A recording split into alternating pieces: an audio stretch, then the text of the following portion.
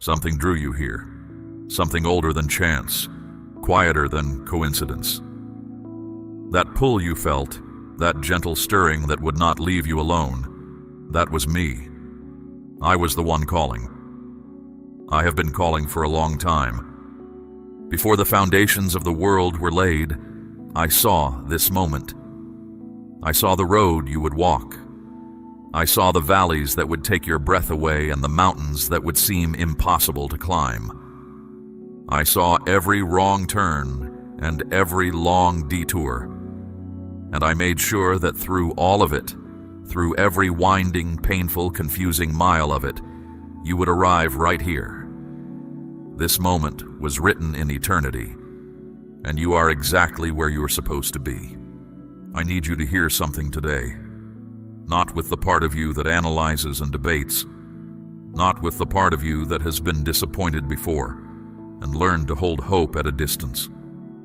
I need you to hear what I am about to say with the deepest part of you, the part that already knows it is true, that has been waiting to hear it spoken plainly. You are seen. You are known. You have never been forgotten. I have watched you in the quiet. I have been there in the hours when the house was still and sleep would not come. When your mind turned over every fear, every unanswered question, every burden you had no one to hand to. I sat with you in that silence. You thought you were alone in it. You were not. I was there, closer than you knew, holding more than you could see. I did not look away. I did not grow tired of your sorrow or impatient with your grief. I held every single one as something precious. Not one tear was wasted. Not one cry went unheard.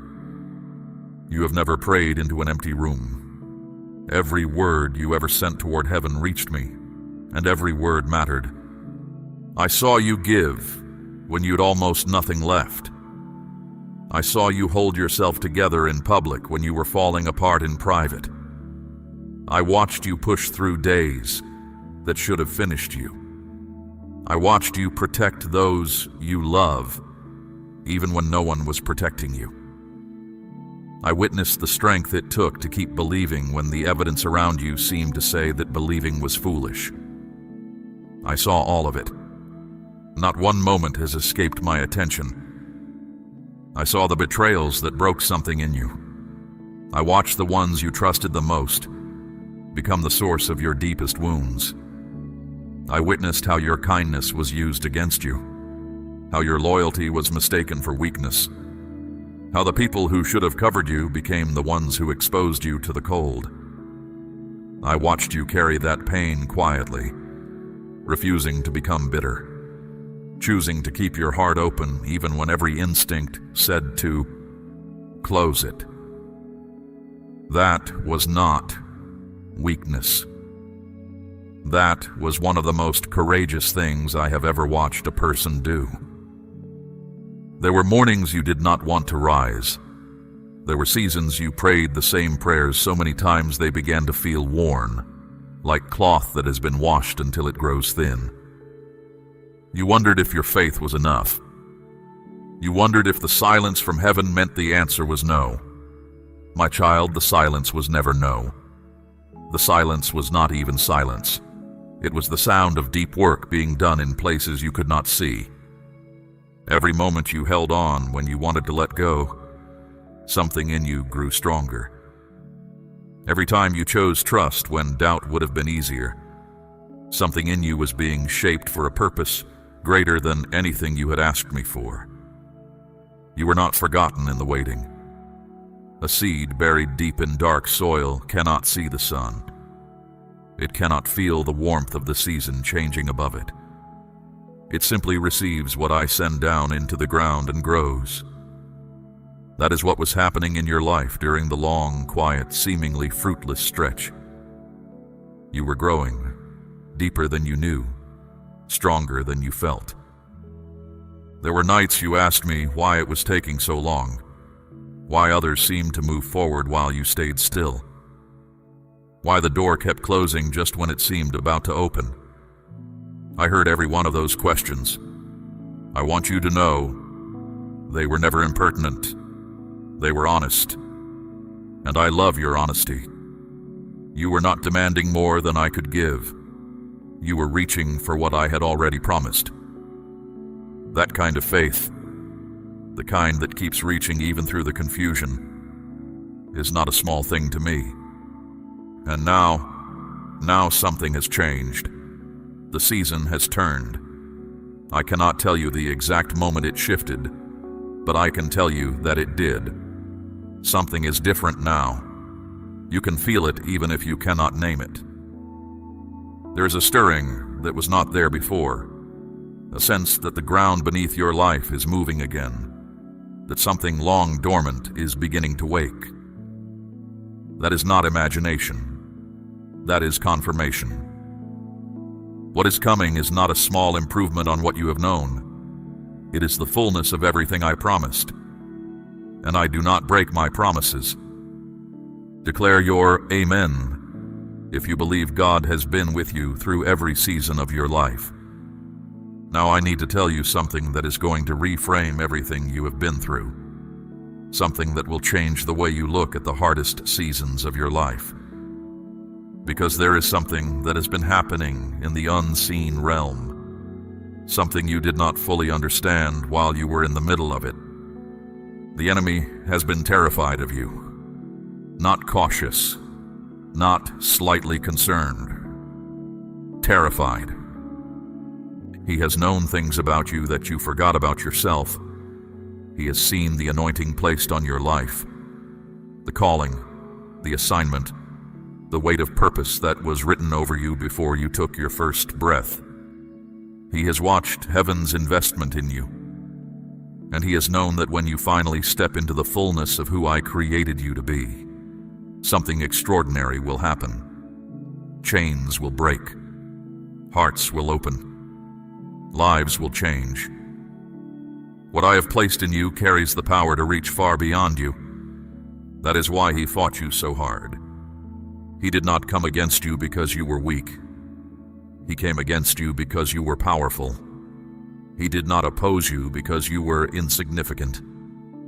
He opposed you because your significance in my kingdom is far greater than he ever wanted you to discover. Every time he could make you feel small, worthless, forgotten, too far gone, he was buying time. He was trying to keep you from waking up to what you actually carry. Every setback in your life was not random misfortune. It was warfare. Every door that closed at the wrong moment, warfare. Every relationship that fell apart, strategic opposition. Every season of delay when breakthrough seemed so close and then pulled away. Not accident, not punishment, not divine abandonment. Warfare. The enemy does not waste resources on things that do not matter. He was terrified of your next season. He still is. Those who hurt you deepest and most deliberately, they were being used. I am not excusing what they did. What they did caused real damage and real pain, and I take that seriously. But the enemy worked through the people closest to you precisely because that is where wounds go deepest. He was not trying to inconvenience you. He was trying to make you abort your purpose. He was trying to make the pain so great that you would close your heart, give up your calling, and spend the rest of your days surviving instead of living. But you did not. You are still here. And that is not a small thing. That alone tells you something. That alone is a sign that what I placed in you is not finished. I have not changed my mind about you. I have not revised your calling based on what you have been through. I have not handed your assignment to someone else while you were in the valley. My gifts and purposes, once given, are not taken back. You are still marked. You are still chosen. The anointing on your life has not faded. It has been deepened by the very suffering the enemy meant to use against you. The fire was not punishment. It was preparation. Every moment inside it was doing something in you that comfort alone could never have built. The prolonged seasons of lack were not evidence of my absence. They were evidence of his fear. He was placing obstacle after obstacle in your path because he could see where the path was leading. He saw the destination even when you could not, and it frightened him. I want you to stop seeing your past through his eyes and start seeing it through mine. When I look at what you have walked through, I do not see a person diminished by their trials. I see a person refined by them. I see someone who has been tested at the deepest level and did not break. I see someone who chose faith when the evidence pointed everywhere else. I see someone who kept praying when the prayers felt hollow, who kept trusting when trust felt foolish, who kept their hands open when every wound in them said to close up and protect yourself. That is not a person who has been weakened. That is a person who has been made ready.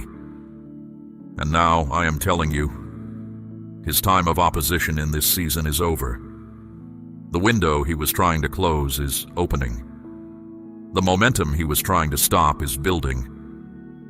What he designed to bury you has become the very thing that positioned you. What he sent to destroy you has become the foundation you are standing on. Do not mistake this for easy optimism. I am not giving you pleasant words to make you feel better for an hour. I am speaking a decree over your life. What I decree does not return void. What I declare in heaven becomes reality on the earth, and I am declaring it now. Every scheme formed against you in this season is being dismantled. Every weapon raised against you is being turned back. The enemy overplayed his hand. He pushed too far, pressed too hard, and crossed a line that made me move on your behalf. That is what you are feeling right now. That is the shift in the air.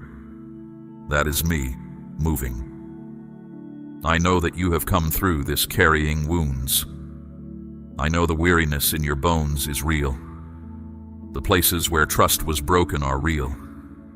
The questions that linger at the back of your mind about whether you are enough, whether the damage is too deep, those are real too. I am not asking you to pretend otherwise. I am asking you to give those wounds to me. Lay them down and let me show you what I am about to do with every single one. Because I have been watching this whole time, working this whole time, holding you this whole time, and I am about to make the enemy regret every move he ever made against you. Say, I receive this, if you believe the enemy's assignment against your life is being broken right now.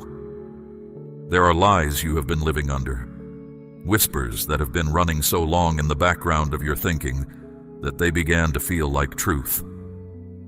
I am about to dismantle every single one of them. The enemy told you that you are a failure. I say you are someone I have been forming into a world changer. The enemy whispered that you are too broken to be used. I say your brokenness is exactly what qualifies you for the assignment I have given you, because you have learned things in the broken places that the untested never could. The enemy told you that you missed your window, that you left it too late, that the season for your life has come and gone. I say your moment is now. I am opening doors that no force on this earth can shut. The enemy declared that you are forgotten, that no one of significance sees you or cares what becomes of you. I declare that you are chosen before the foundation of the world, that your name is written on the palms of my hands. The enemy screamed that you are worthless. I announce that you are priceless, worth the blood of my own son, worth every sacrifice, worth everything it cost to bring you back to me. The enemy said you will never recover from what happened. I say full restoration is coming, not a patched-up version of what you had, but something rebuilt and renewed from the ground up. The enemy proclaimed that your best days are behind you. I prophesy that the days ahead are greater than anything that came before. Not in spite of what you suffered, because of what you suffered. The suffering deepened you. The trials widened your capacity. You can carry more now than you could before, and what I am about to release requires someone who can carry it. The enemy said, "You made too many mistakes." I say your past is covered, and I remember your failures no more. The enemy insisted you are too weak for what lies ahead. I say my strength is made perfect in your weakness, that the very places where you run out of yourself are where my power rests most completely on you. The enemy told you that you are disqualified by your history. I declare that you are called and chosen according to my purpose, and no history under my forgiveness can disqualify you. The enemy claimed you are abandoned, that the people who matter have left and those who remain do not understand. I say I will never leave you. I have been beside you through every valley, and I will be beside you through every mountain still ahead. You are accepted. You are held. You are never alone. Who are you going to believe? The voice of the accuser, whose only purpose is to steal and destroy, or the voice of your Creator, who gave everything to restore you? The lie that has dimmed your life, or the truth that sets you free? Choose now, not tomorrow, now. Choose what you will allow to stand as true in your heart about who you are and what is coming for you. Now hear me on this. There is a seal that has been placed over your provision. It has been the source of the strain in that area of your life. The sense that no matter how hard you worked, the supply was never quite enough. That doors closed just before you could walk through them. That seal was never meant to be permanent.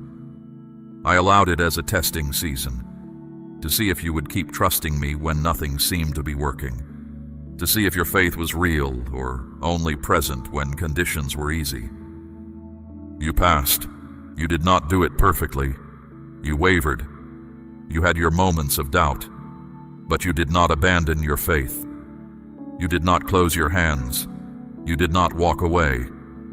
And because of that, because of the faith you held when faith was the hardest thing to hold, the seal is cracking open right now. My child, I am asking you to place a portion of what you have, something of real weight, upon the altar of this work, as gold laid on the scales of this calling. Let it be a seed sown into deep water, an offering set on stone, not held back in fear. This is proof that your trust rests in my hand to provide, and that your heart no longer clings to lack. What you release in faith does not leave your life. It moves ahead of you, into the harvest I'm preparing. Let your faith breathe for a moment. This is sacred ground, an act of trust made before any evidence arrives, before any proof appears. That is faith in its purest form, and I receive it. The provision seal is breaking open. Resources are being released that have been held in reserve. Provision will come from directions you did not anticipate, through pathways you did not think to look down. I say this not to paint an easy picture, but because it is what I have already set in motion. The supply that felt blocked is beginning to flow. What felt like perpetual lack is making way for a new season of overflow. Stop bracing for shortage. I know that is what long seasons of struggle teach a heart to do. It becomes a form of self-protection, a way of guarding against disappointment one more time. But a heart that is braced against loss cannot open wide enough to receive what is coming. A closed posture cannot gather what I am sending. Open your expectations. Open your hands. Open your belief to the possibility that this time is different. Because this time, it is. The provision seal is open, and I am faithful to fill every space I open. There is a second seal I want to speak about now. The seal that has been placed over your relationships. This is the one that has been feeding the loneliness. The one that made you feel as though you could be surrounded by people and still feel profoundly alone. the one that kept the right connections just out of reach, that brought people into your life who could not see your value or chose not to honor it, that left you wondering if genuine connection was even something you were made for. I know the loneliness has been deep. I know there were seasons when you looked around at what surrounded you and felt the ache of being misunderstood, underestimated, or simply unseen. I know what it is to watch others walk in the connections you longed for while you stood at a distance. I am not dismissing that pain. I witnessed every moment of it. But I need you to understand something about why the isolation came. The clearing was not only the enemy's work. I allowed some of the emptying because what was filling your life was holding you back. Some of the connections that were removed were connections that were diminishing you, not building you, not calling out the greatness I placed in you, not walking with you toward what I had prepared for your life. Some of them were comfortable in ways that were actually keeping you small.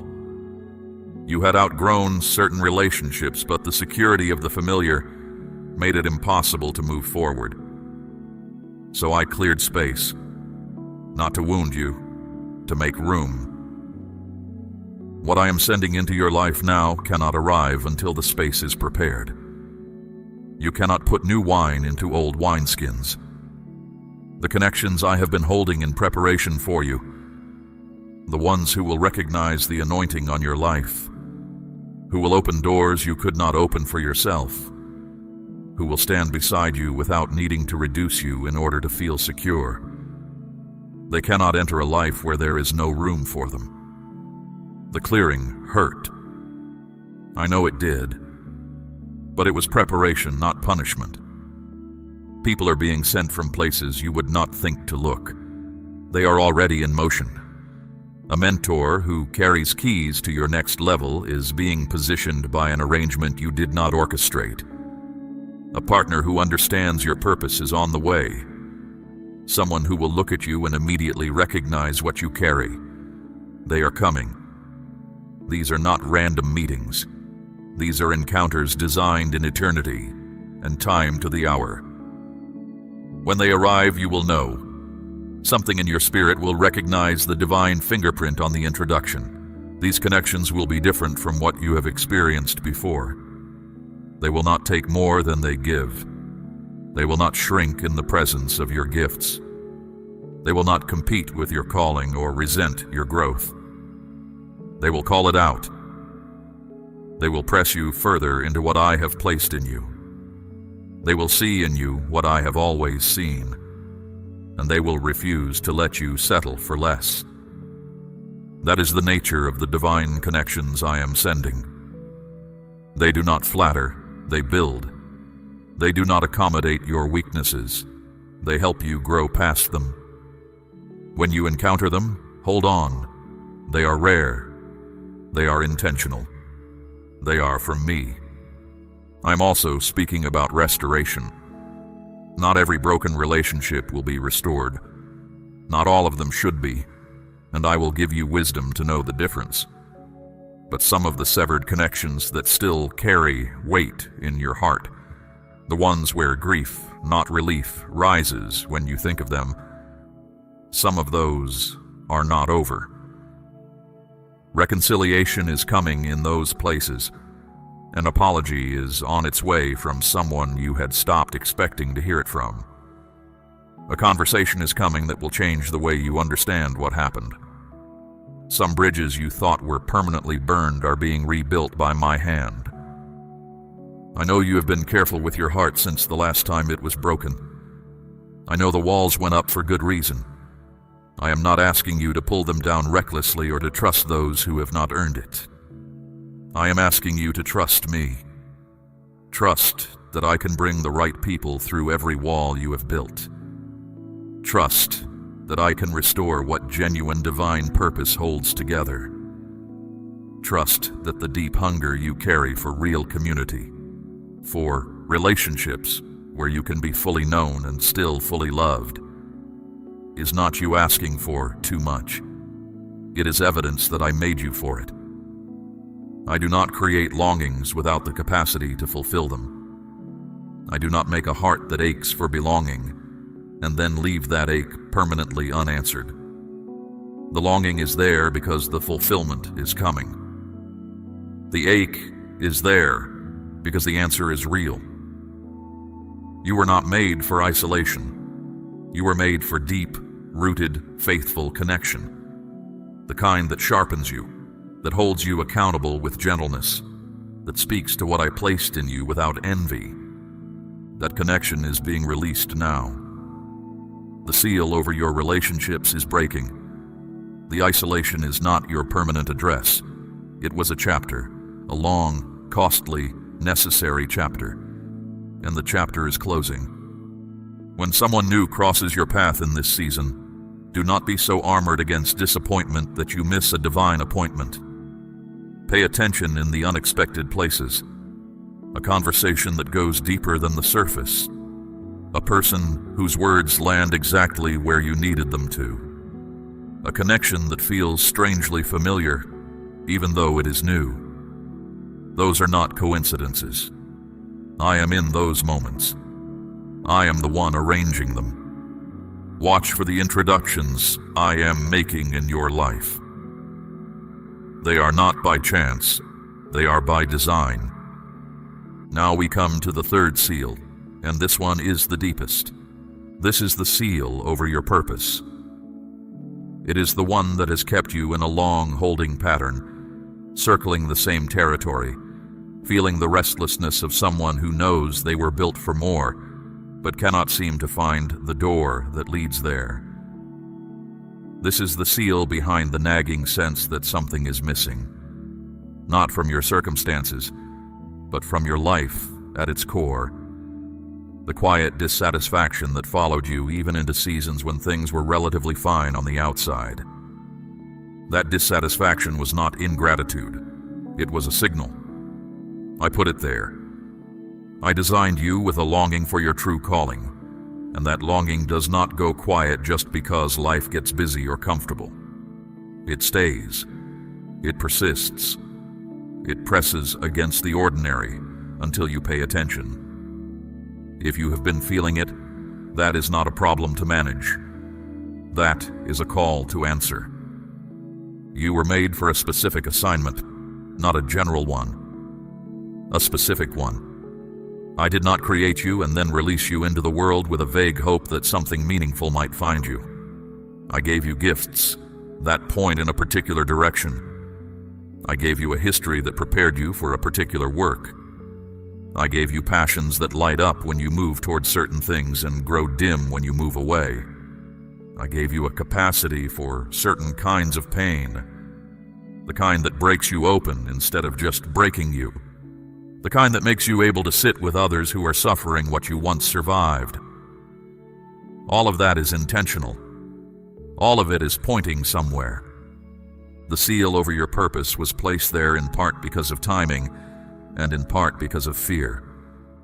The timing I will speak to in a moment, but the fear, I want to address that first, because the fear of your calling is one of the most effective tools the enemy has used against you.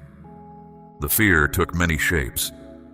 The fear that you would try and fail publicly, that the thing you feel called to would expose you to ridicule or rejection. The fear that you were mistaken, that what you sense as calling is actually just wishful thinking. The fear that you have waited too long, that the opportunity has passed, that others have already done what you were meant to do. The fear that you are not qualified, that someone more prepared, more polished, more credentialed should be standing where you feel drawn to stand. The fear that stepping forward would mean stepping away from safety, and safety after everything you have been through felt like the only thing you could count on. I want to answer every one of those fears right now. You will not fail in a way that defeats my purpose. I have never commissioned someone for an assignment and then abandoned them to the outcome. I give what is needed for what I ask. What I call you to, I equip you for. Not always before the moment, but in the moment. which means the preparation you feel you are lacking will arrive precisely when you need it. Step toward the calling and watch what I release as you move. You are not mistaken about what you carry. I know you have questioned it. I know you have tried to talk yourself out of it. It seemed too large, too specific, too unlikely. But the longing was not random. Longings of that depth do not generate themselves. I placed it in you, and I placed it there deliberately. What you feel drawn toward is not a dream you invented. It is a picture I painted inside you of what I always intended. You have not waited too long. I do not operate on the world's timeline. I do not look at your age or your history and calculate whether it is too late. I look at readiness, and readiness is something I determine, not the calendar. Many of the ones I used most powerfully came into their fullness later than the world would have expected. The prolonged preparation was not failure. It was depth being built beneath the surface. What grows slowly grows strongest. And you are qualified. Not because of credentials, because of consecration. Not because of what you have built, because of what you have been through. The very things that seem to disqualify you have shaped you for the work. The brokenness, the long seasons, the unconventional path, all of it has made you exactly right for what I am asking you to do. I do not need polished people. I need yielded ones. I need those who have been broken enough to know they cannot do this alone. That is who you are. And that is exactly who I need. The third seal is shattering now. What has been locked away is being released. The clarity you have been searching for is coming. Not all at once, because I never show you everything at once. But the next step is becoming visible. The next door is opening. The path forward is beginning to illuminate beneath your feet. You do not need the full map. You only need the next step. Take it. Leave the old seasons thinking behind. You cannot carry the smallness of what was into the fullness of what is coming. Stop waiting until you feel ready. Readiness is built by moving, not by waiting. Step forward, not because you have everything figured out. Step forward because I am asking you to. That has always been enough, and it is enough today. Say, "Yes, Lord," if you are ready to walk into the purpose you were created for. Something has been set in motion in your life that I want to describe to you, because understanding it will change the way you move through the days ahead. When all three seals break, and they are breaking right now as these words reach your spirit, something is released that I can only describe this way. A drawing force. A spiritual gravity that begins to pull toward you the things I have ordained for your life. You will not need to chase what is yours. You will not need to force doors open or manufacture outcomes or hustle yourself into exhaustion, trying to make things happen in your own strength. What is meant for you will begin finding you. Resources will start moving in your direction. Not always in the ways you expect. I rarely work in the ways you expect because my paths are wider than your plans. An unexpected provision will arrive from a source you did not think to look to. Something you had written off will resurface. A door you stopped knocking on will open. An opportunity you never applied for will present itself. This is not luck. This is the law of my kingdom, working on your behalf. The same law that says when you seek first what belongs to me, everything else is added. You have been seeking. The addition is coming. People will begin moving toward you rather than away from you. The right voices will find their way into your circle. Those who carry keys to your next level are being drawn by a force they may not even understand.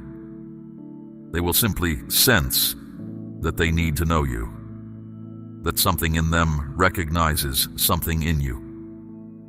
Let them in. They are not accidents.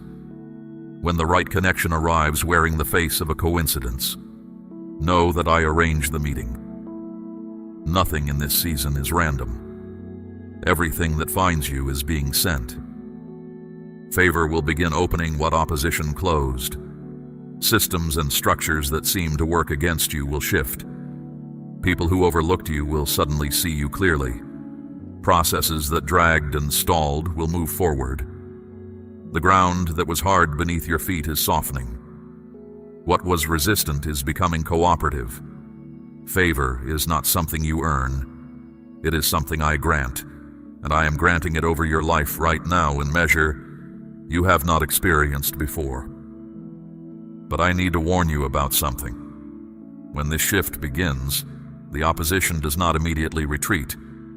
In fact, when heaven begins to move powerfully on your behalf, the resistance often increases before it collapses. The enemy sees what is happening. He sees the momentum building, the doors beginning to swing, the provision beginning to flow, and he will launch one more wave of opposition to try to stop you before the breakthrough fully arrives. This is important for you to know, not to frighten you, but to prepare you. When discouragement presses in hard during this season, that is a sign you are close.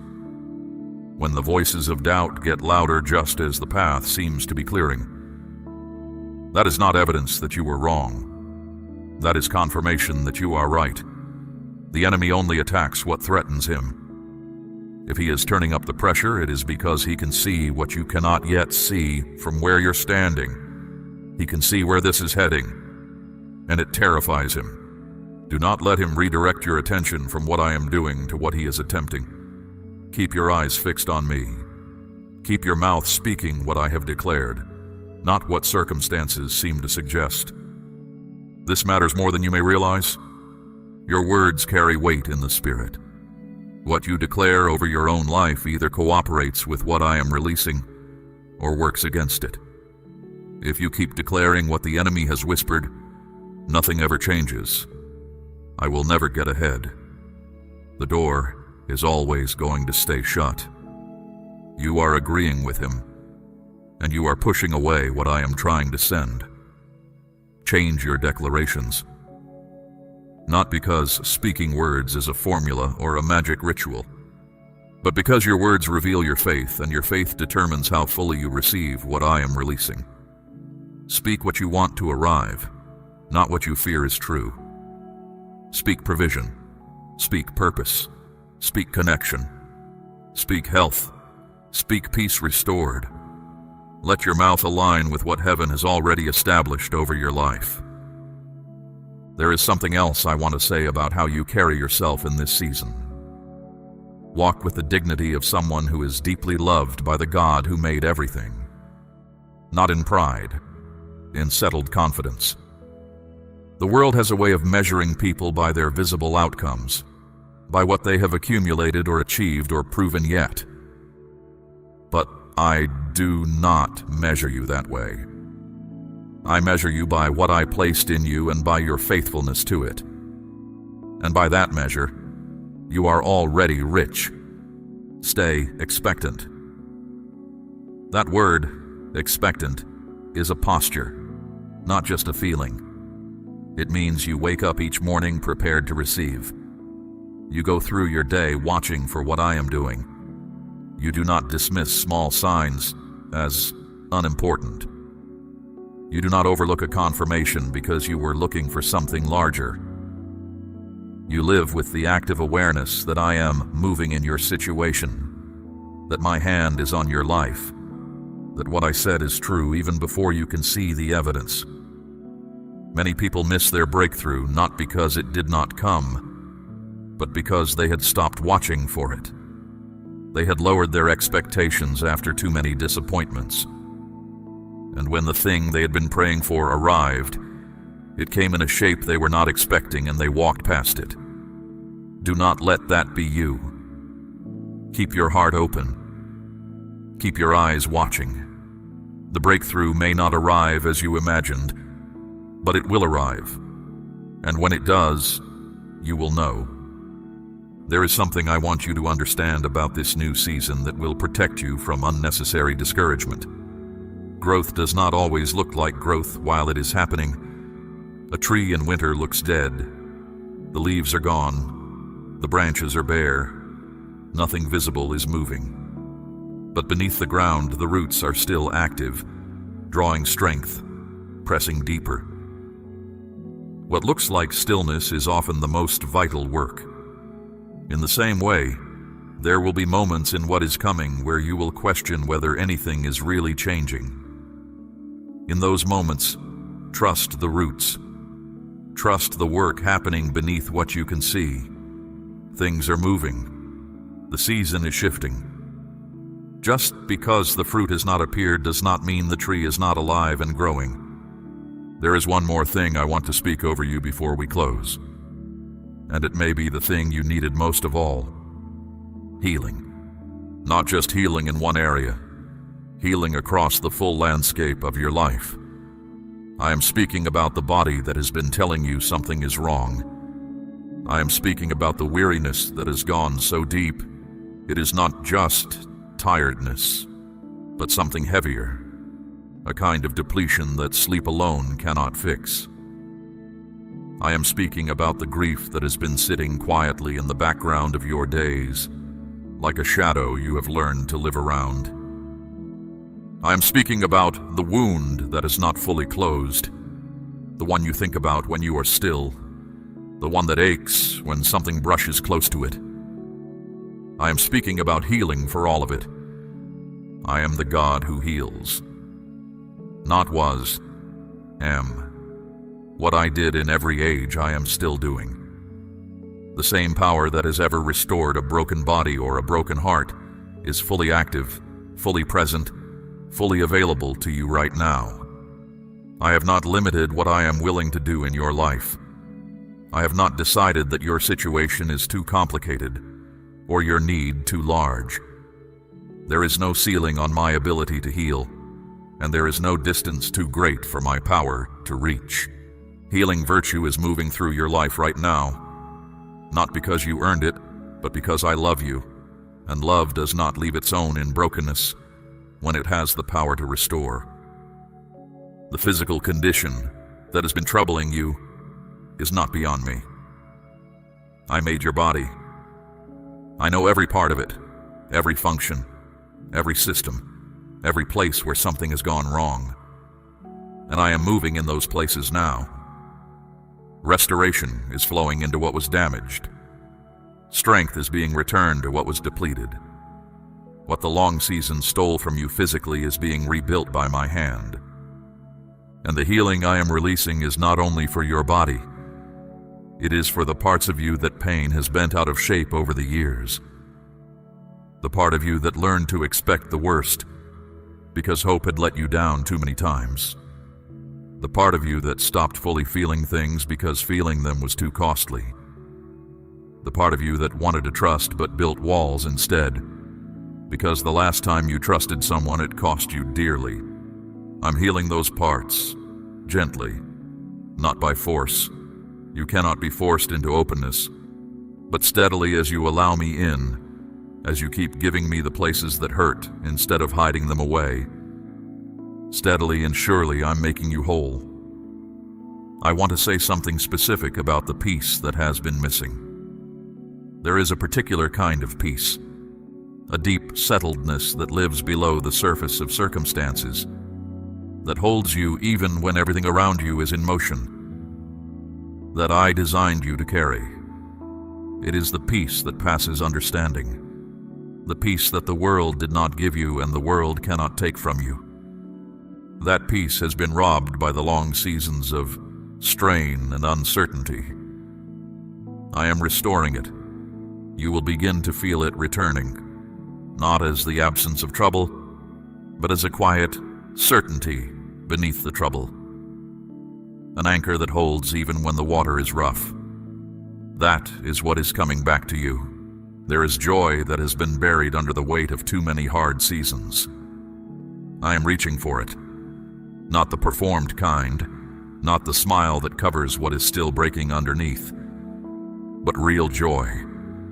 the kind that rises from the deep places, the kind that persists even when life is still complicated and not everything is resolved, the kind that is not contingent on circumstances all making sense, the joy of knowing who holds you and knowing that what holds you will not let you go. I am also restoring years. I know what was lost. I know the seasons that passed that should have looked different, that should have held more life, more laughter, more fulfillment than they did. What the long drought took from you is not gone beyond recovery. I am a God who restores. Not by going backwards, I do not take you backwards, but by giving you a compressed season of such fullness that it replenishes what was missing. What was poured out will be refilled. What was worn thin will be renewed. What was taken will be returned. The account of loss is not the final account. I want you to know something that I need you to carry with you from this moment forward. I am with you, not as a figure from history, as a living presence beside you right now. Every morning you rise, I am already there. Every step you take into the unknown, I have already gone before you. Every moment you face that you feel unequipped for, I am standing beside you in it.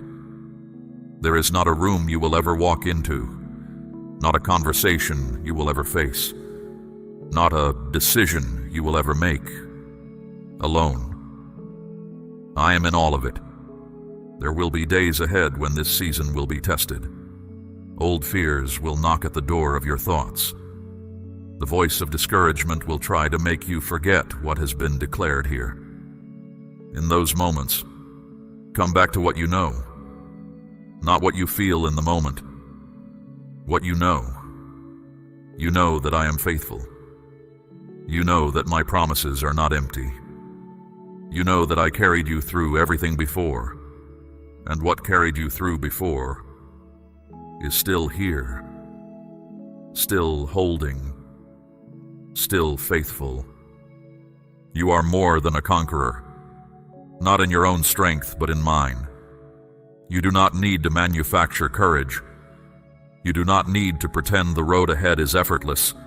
You only need to keep walking with me on it, trusting that I see what you cannot yet see, and that what I see is already good. I went before you to prepare the way. The road you are stepping onto has already been walked by me. You are not going somewhere I have not been. Follow me. I know the way through. The greatest chapter of your life is not the one behind you. It is the one beginning right now. Every promise spoken here belongs to you. Receive it, walk in it, and watch what I do. This is not the end of a conversation. It is the beginning of a different way of walking. You have been waiting for signs, for massive shifts, for the ground to tremble, but I am often found in the quiet persistence of your next right step. Do not look for applause or validation from the world to confirm your progress. True movement is internal, measured by your alignment with truth, not by the noise around you. Keep your focus steady. Carry this conviction into your ordinary day, your difficult conversations, and your silent moments. I am doing more than you can see. Declare, I trust you, Lord, if you receive everything spoken over your life today. We run on viewer support only. For exclusive member-only content, scan the QR or see the pinned comment. God bless you.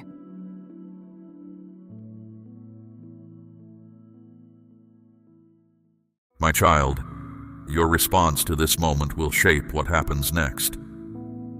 You may feel this is just another voice among many, but deep inside you already sense that something is different here, that these words carry weight. I am speaking to you now because I see what you cannot see, and I know what is moving around you at this very hour. This is my warning to you, and I do not give it lightly. Do not turn away. Do not let your mind wander from what I am about to say. because missing this could mean missing the protection and the direction you have been asking me for. I am not speaking from a distance. I am not speaking through silence. I am speaking with urgency, because time is not standing still for you.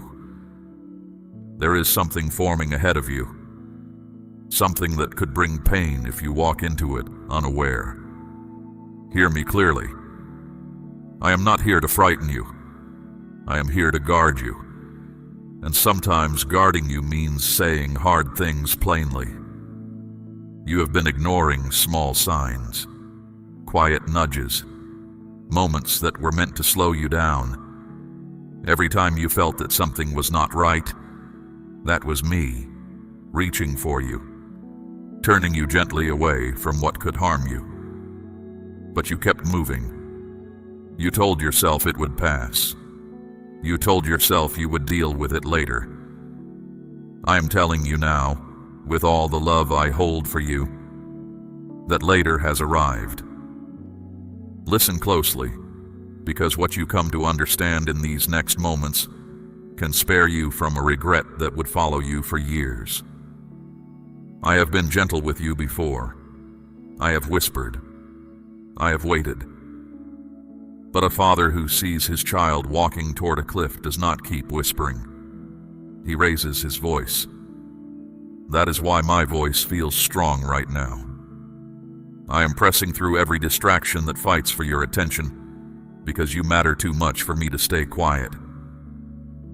You are standing at a turning point, and your next step matters more than you know. The choices you make in moments like this either open doors of peace or lead you into hardship that was never meant for you. I am not asking you to be perfect.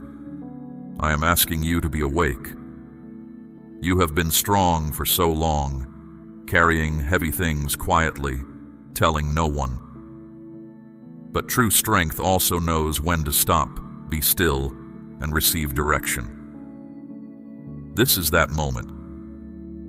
If these words are reaching your heart, answer me now. Say amen if you believe I am speaking to you. I see the fear you do not speak about. I see the thoughts that circle you at night, the uncertainty that sits in your chest like a stone. You push it away, but it keeps returning, because it is tied to something real that needs your attention. I am not distant from your struggle. I am inside it with you, closer than your own heartbeat, guiding you step by step. You are not alone, even when it feels like no one on earth understands what you carry.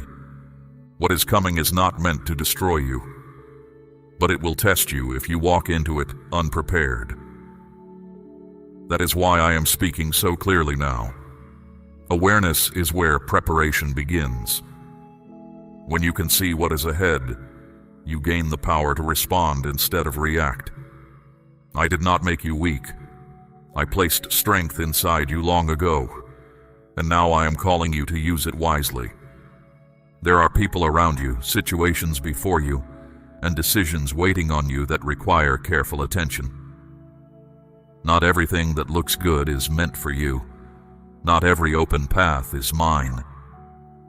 You have felt hesitation before certain choices, and that hesitation was not random. It was my hand on your shoulder, slowing you down, keeping your peace from being stolen. Trust that feeling now more than ever, because it is one of the ways I speak to you. I know you are tired. I know you have been waiting for a breakthrough, waiting for answers, waiting for the confusion to lift. Hear this. Clarity is being handed to you right now, but you must be willing to receive it. Do not rush past this moment looking for something easier or more comfortable. Sometimes the truth feels heavy before it brings relief, but my truth always leads you to safety. You are not being punished. You're not being abandoned. You're being guided, even in this hour when my voice sounds urgent and my words press hard against your heart.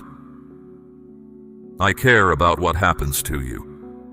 I am not willing to stay silent while something this important hangs in the balance.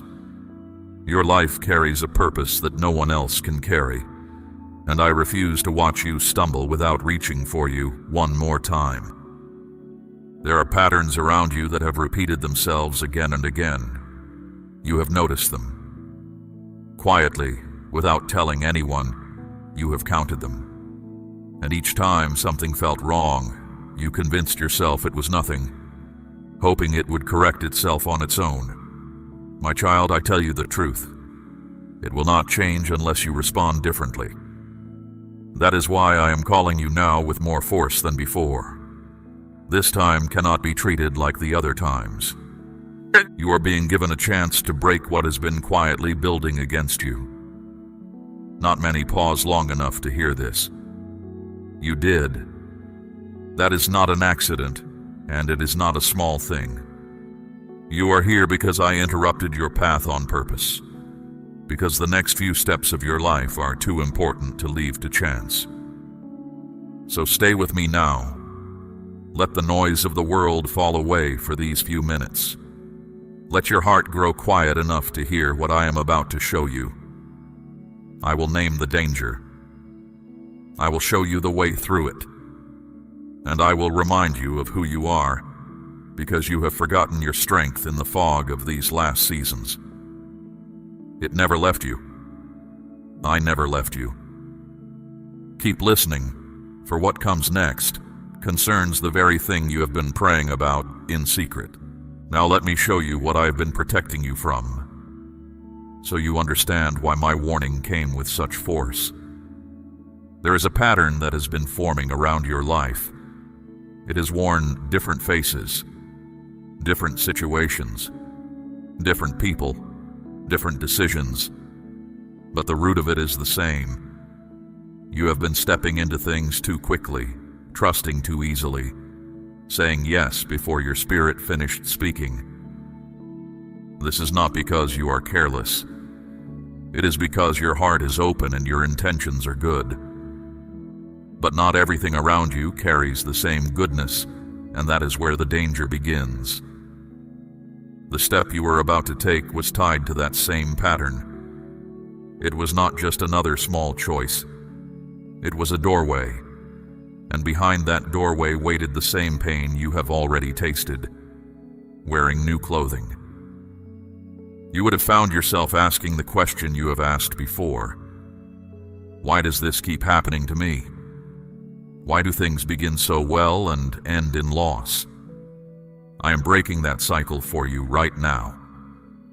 But you must work with me. Do not return to the old way of moving, because that is where the trouble keeps finding its beginning.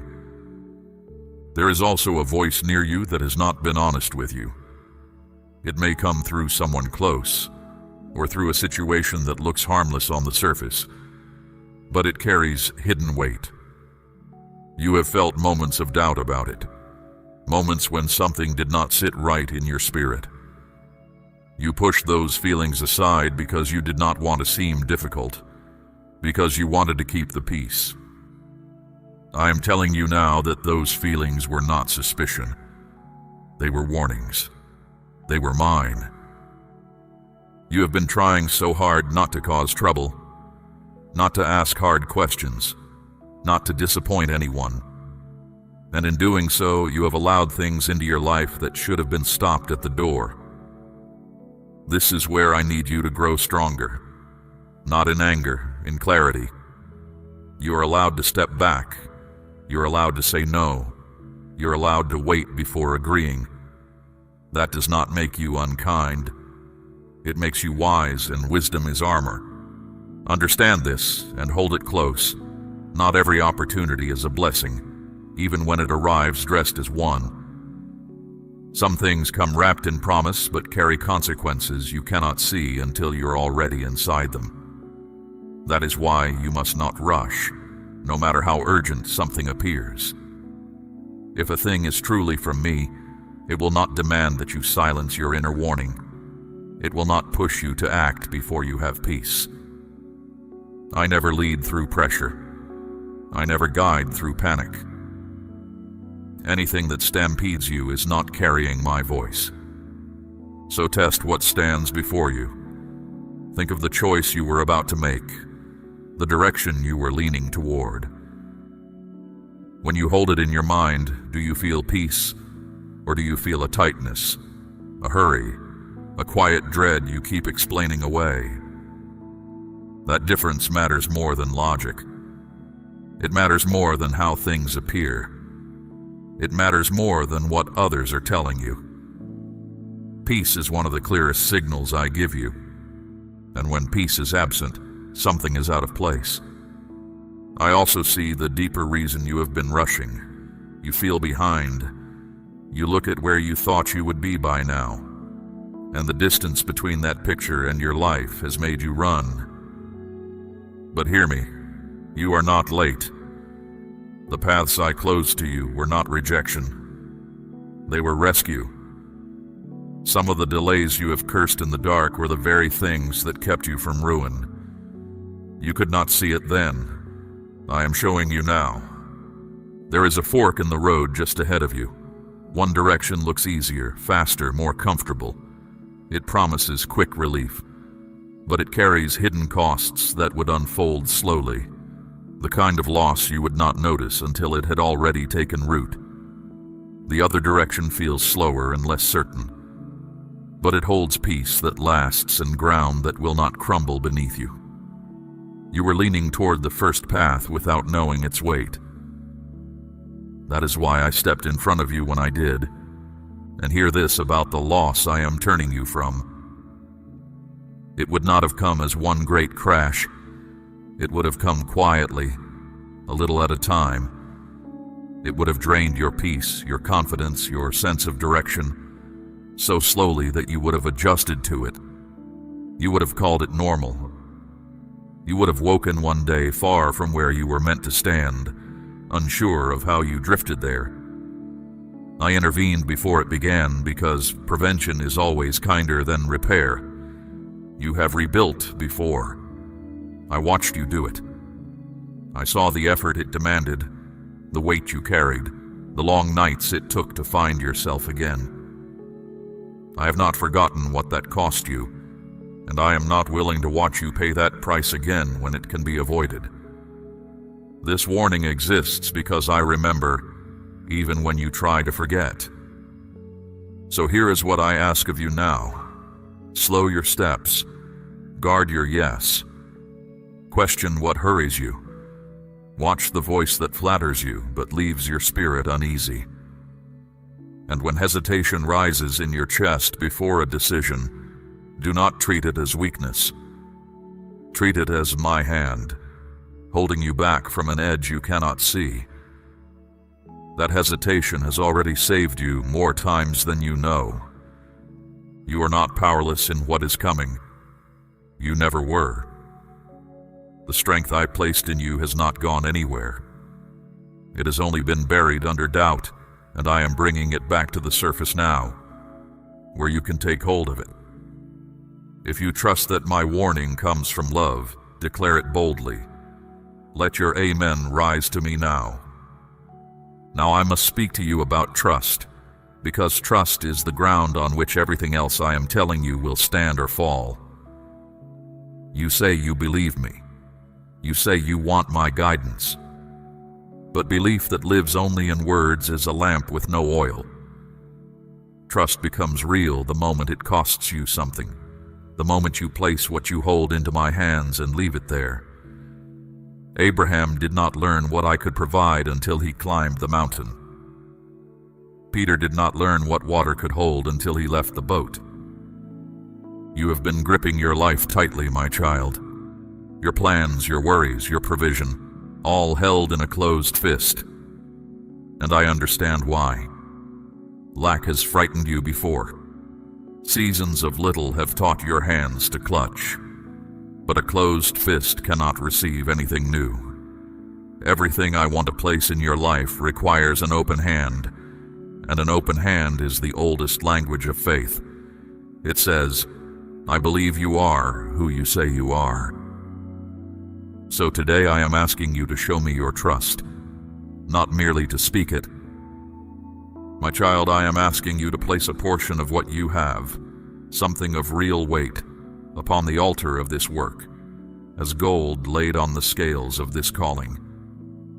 Let it be a seed sown into deep water, an offering set on stone, not held back in fear.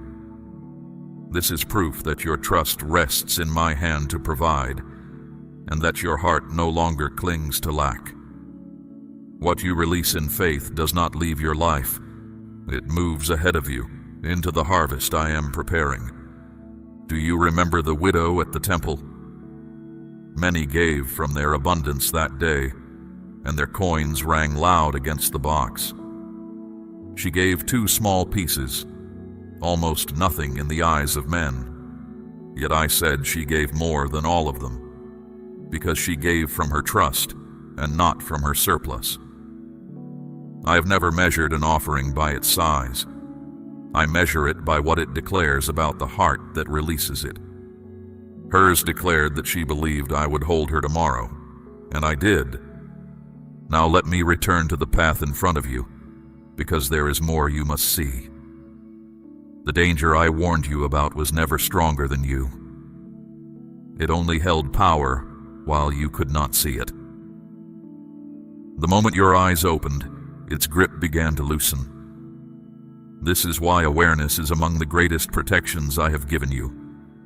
A trap that is seen is a trap already half broken.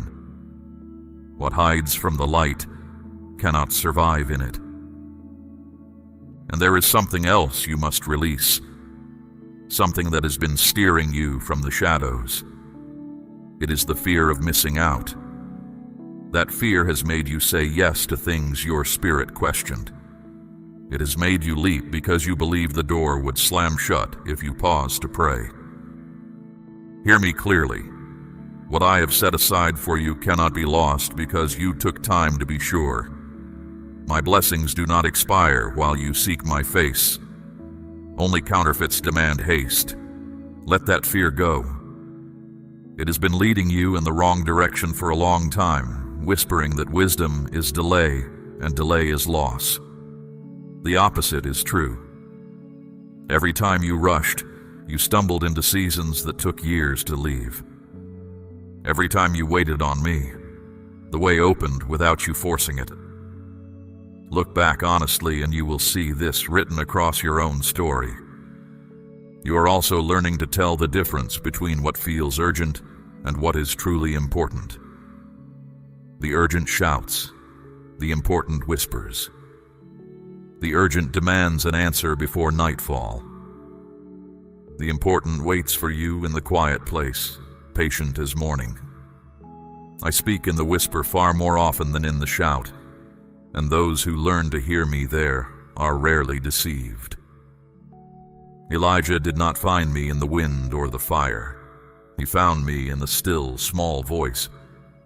There is a reason I am teaching you this now. The next season of your life will bring choices dressed in urgency, voices that press you, moments engineered to make you move before you think.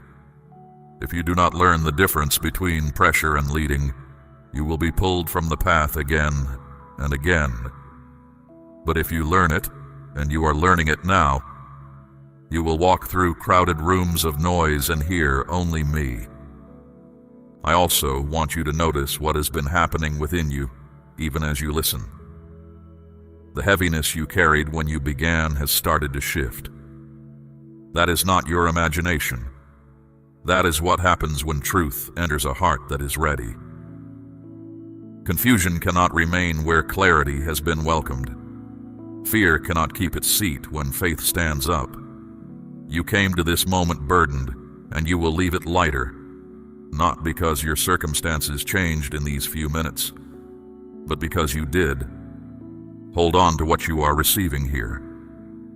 Do not let it scatter the moment life grows loud again.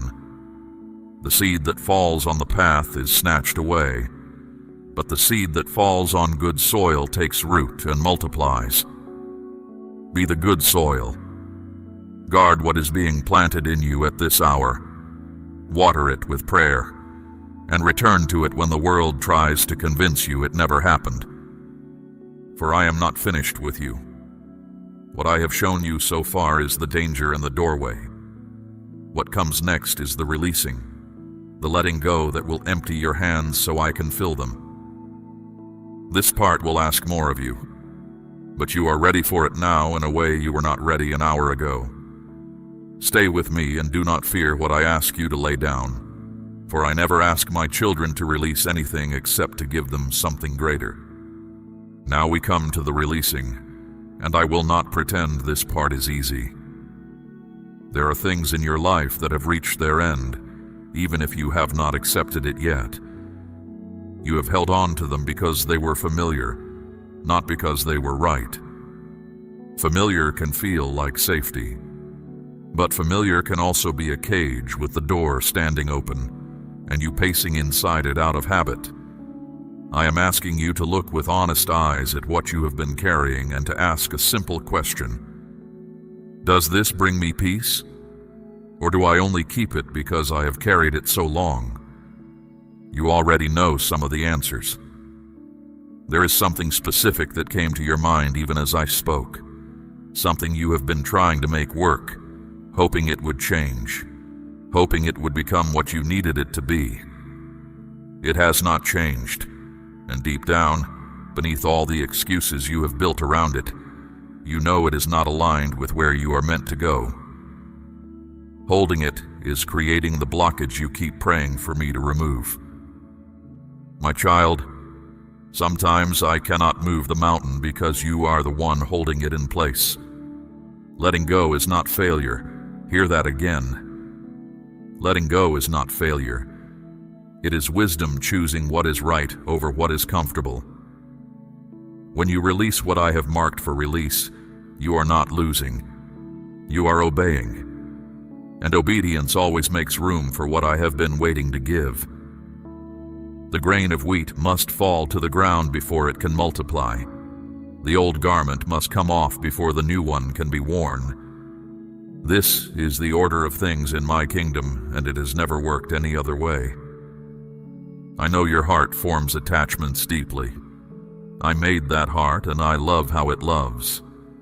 But the same devotion that makes you faithful also makes you slow to walk away from what harms you. You have called it loyalty. Sometimes it was. But loyalty to what is broken beyond your power to mend is not loyalty. It is delay. And your life was meant to move, not to circle the same ground year after year, wearing the path smooth with your waiting. Look also at the doors that have closed around you, the ones you grieved, the ones you pounded on long after they were shut.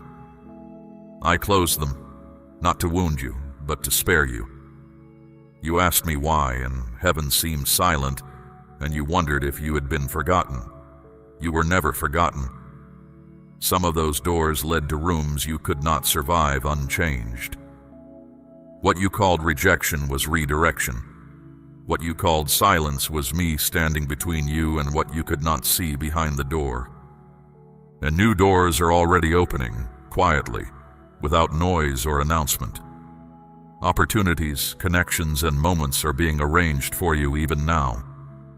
But you must be standing in the right place to walk through them. You cannot enter the new while your arms are wrapped around the old. This is why your releasing matters so much. It is not about emptiness. It is about readiness. There is one more thing you must lay down, and this one lives closer to the bone. It is the old version of yourself. You have carried labels that were stamped on you by hard seasons, by unkind voices, by your own harsh judgment of your past. Failure, foolish, too late, not enough. Those names did not come from me. I never once called you by them, and it is time to stop answering when they are called. You are not the person who made those old mistakes. You are the person who survived them and learned. There is a difference, and the difference is everything. When I look at you, I do not see a record of your worst days. I see what I created and what you are becoming. Peter denied me 3 times, and I built my church on him anyway. I did not define him by his weakest night, and I will not define you by yours. So release the guilt you have been paying on a debt I already forgave. You keep returning to it like a collector, demanding payment from yourself again and again. But the account is settled. When I forgive, I do not keep the ledger open. As far as the east is from the west, that is how far I have removed your failures from you. The only one still holding them is you, and today I'm asking you to set them down. Release, too, the people you have outgrown without hatred and without noise. Not every parting needs a war. Some things end simply because their season ends, and you can honor what was good in them while still walking forward. Bless them in your heart and take your step. You are allowed to love someone and still not follow them where they are going. Do not wait until releasing feels easy, because that day will not come. Obedience rarely waits for the feelings to agree. Abraham left his country before he knew the destination. The fishermen left their nets while the nets were still full. If they had waited for the leaving to feel comfortable, they would have died beside the same shore where I first called them. Move while it costs you something. That is when the moving counts, and that is when heaven takes notice. And when the ache of letting go rises, and it will rise, do not read it as a sign you chose wrong. You invested time, hope, and heart, and the ache is simply the weight of that investment leaving your hands. It passes. What does not pass is the peace that comes after, the lightness of walking without chains you had stopped noticing you wore. That first morning of freedom will tell you everything the fear of release tried to hide. For what falls away at my word was never meant to travel further with you. And what remains, what I have chosen for you, no power on earth can strip from your hands. Trust the pruning. The gardener cuts nothing out of cruelty. He cuts so the branch can finally bear the fruit it was made for. You are that branch, my child, and your season of bearing is closer than you think. Now that your hands are opening, I must speak to you about your mind, because the battle you are in is won or lost there first. The danger I warned you about was not only outside of you. Part of it lived within, in the thoughts you allowed to stay, in the feelings you followed without questioning where they came from. Small openings, left unguarded, become wide gates. I stopped you in time to close them. Now I am teaching you how to keep them closed. Begin to guard your mind the way a watchman guards a city at night. Not every thought that knocks deserves entry. Not every feeling that rises deserves a throne. Some thoughts arrive wearing your own voice, yet they were never yours. They are echoes of old wounds, seeds of doubt scattered by hard seasons, fears grown fat on midnight worry. Learn to stand at the gate and ask each one, do you serve peace, or do you serve confusion? What serves confusion, turn away. I am not asking you to empty your mind. I am asking you to renew it. Fill it with what is true, what is noble, what is worthy of the life I am building in you. A field left bare grows weeds without any help, but a field planted with good seed leaves the weeds no room. This is why I keep bringing you back to my words, to prayer, to the quiet place, not as duty, as planting. And here is a secret of strength that few discover, the pause. There is power in the space between what happens to you and how you answer it. You have been quick to react, especially when pressure rises or fear grips you. Those swift reactions have carried you into choices that never reflected your true heart.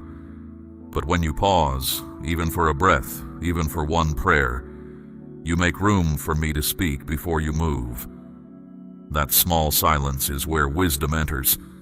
That is where better roads begin. Restraint will not feel like strength at first. The world has taught you that strength is speed. that power is the loudest answer given fastest. But consider, a city with broken walls falls to anyone, and a spirit without restraint is that city. The one who rules his own spirit is mightier than the one who conquers others. Every time you hold your tongue when anger begs to speak, every time you wait a day before answering what demands an hour, you are growing mightier in the way that matters. Speak your faith to me now if it lives in you. Let this be the moment you say Amen and mean it with your whole heart. There is also a habit I want to lift from you, and that is the endless turning of thoughts, around and around, seeking a certainty this life will never supply. You try to understand everything completely before taking a single step, and when you cannot, you freeze. This has cost you moments where simple trust would have carried you through. I am not asking you to abandon wisdom. I am asking you to marry it to trust. Not everything must be solved in your head before it can be lived in your life. Walking with me has always meant moving with a lamp, not a sunrise. My word lights the step in front of you, not the whole road to the horizon. Those who wait to see every mile before they move never move at all. But those who take the lit step find that the next one lights as they go. This is how I have always led my children. Manna for the day, not the year. A cloud by day, a fire by night, and one day's journey at a time. Let me also speak to you about the trust you give to others, because your heart gives it quickly. That is not a flaw, it is a beauty. But beauty needs wisdom beside it. You have handed trust to voices that had not earned it, and you have paid for that more than once. From now on, let trust be built slowly, tested gently, proven over time. Watch what people do when they gain nothing from you. Listen to how they speak of others when those others are absent. The truth of a person is found there. Be wise as a serpent and innocent as a dove. I said this long ago, and it has not aged a day. Keep your kindness, keep your open heart, but post wisdom at its door. You can be generous without being blind. You can love people fully and still decline to hand them the keys to your peace. The two are not enemies. Together they are the mark of a soul that has grown up. And when your thoughts turn against you in the night, when the old accusations return with their familiar weight, answer them with what I have said about you, not with what fear says. You are mine. You are called. You are kept. Say it aloud if you must, into the dark, because spoken truth scatters what silent worry feeds. The enemy of your soul has no new tricks. He repeats the old ones because they worked before. They stop working the day you stop believing them. I see how far your mind has already come. There was a time when a single hard word could hold your whole day hostage, when one closed door could convince you every door was locked. You are not there anymore. You recover faster. You question the darkness now instead of agreeing with it. This is growth of the deepest kind, the kind no one applauds because no one sees it. I see it, and I am telling you it has not been wasted. Keep tending this inner ground, my child, because everything you are about to receive will rest upon it. A renewed mind is not a luxury for the faithful. It is the foundation of the road ahead. Guard it, plant it, and give it rest, and it will carry you where your own strength never could. Let me now speak to you about timing, because so much of your frustration has grown from misreading my clock. You have wanted things to move quickly, to feel better immediately, to see results without delay. When they did not come on your schedule, you concluded that something was wrong, that perhaps I had turned my face away. Nothing was wrong. Fruit picked green is bitter, no matter how hungry the picker. Some of what you have begged me to hurry is still ripening, and I love you too much to hand it to you sour. Timing is not an obstacle to my promises. It is part of them. The seed and the harvest are joined by a season that cannot be skipped, and no farmer stands in his field shouting at the ground to move faster. He plants, he tends, he trusts the order I wrote into the earth itself. Your life obeys that same order. There is a time appointed for what concerns you, and it does not run late. It runs exact. So learn to wait with purpose rather than with frustration. Waiting with purpose means your hands stay busy with what is in front of you, while your heart stays open to what is ahead.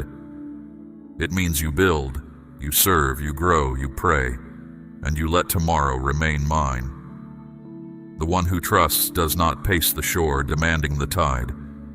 He readies his nets because he knows the tide has never once failed to come. Now look around you, at your surroundings, at the company you keep, at the conversations you give yourself to.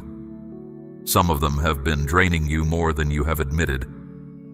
You leave certain rooms heavier than you entered them. You end certain conversations feeling smaller, cloudier, further from yourself.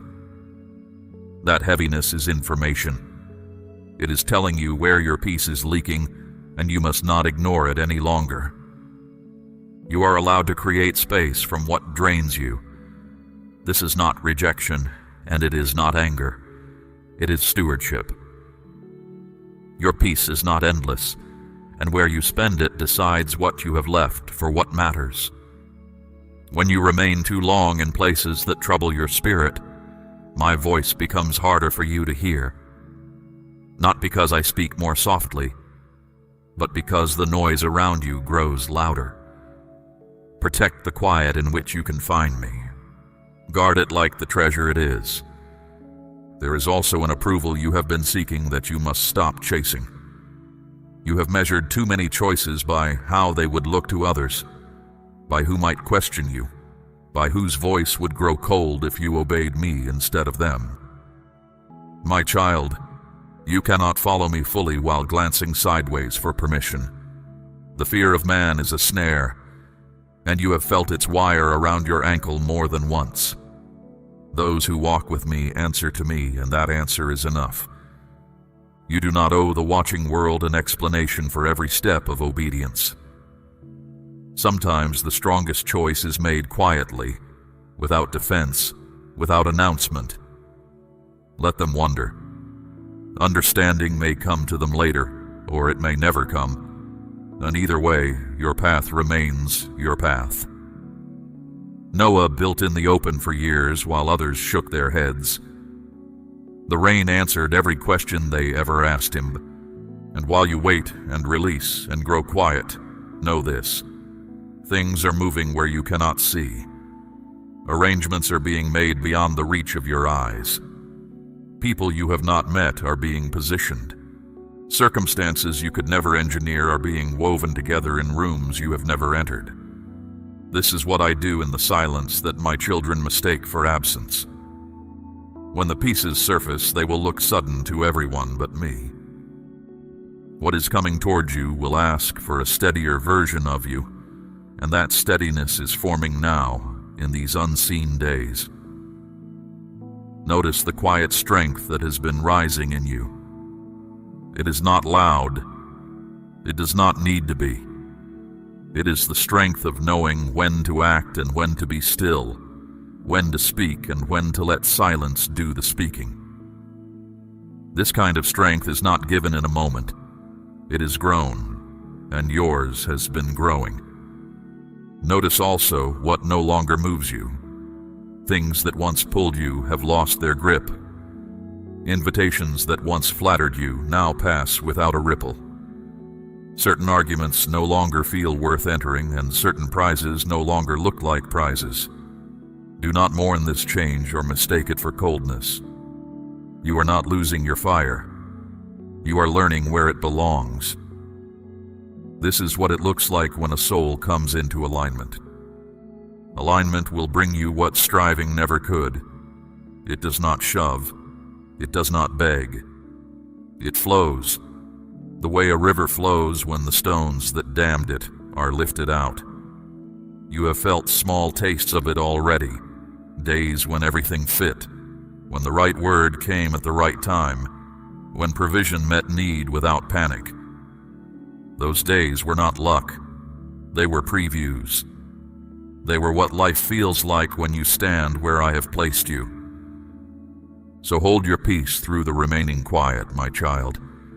Do not let the stillness before the shift convince you that nothing is coming. The deepest works are always silent ones.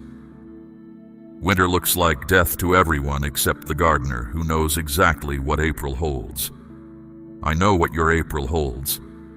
I planted it myself, and no frost, no delay, and no doubting voice can keep it in the ground one day past its time. Stand firm then, with your lamp lit and your heart unhurried.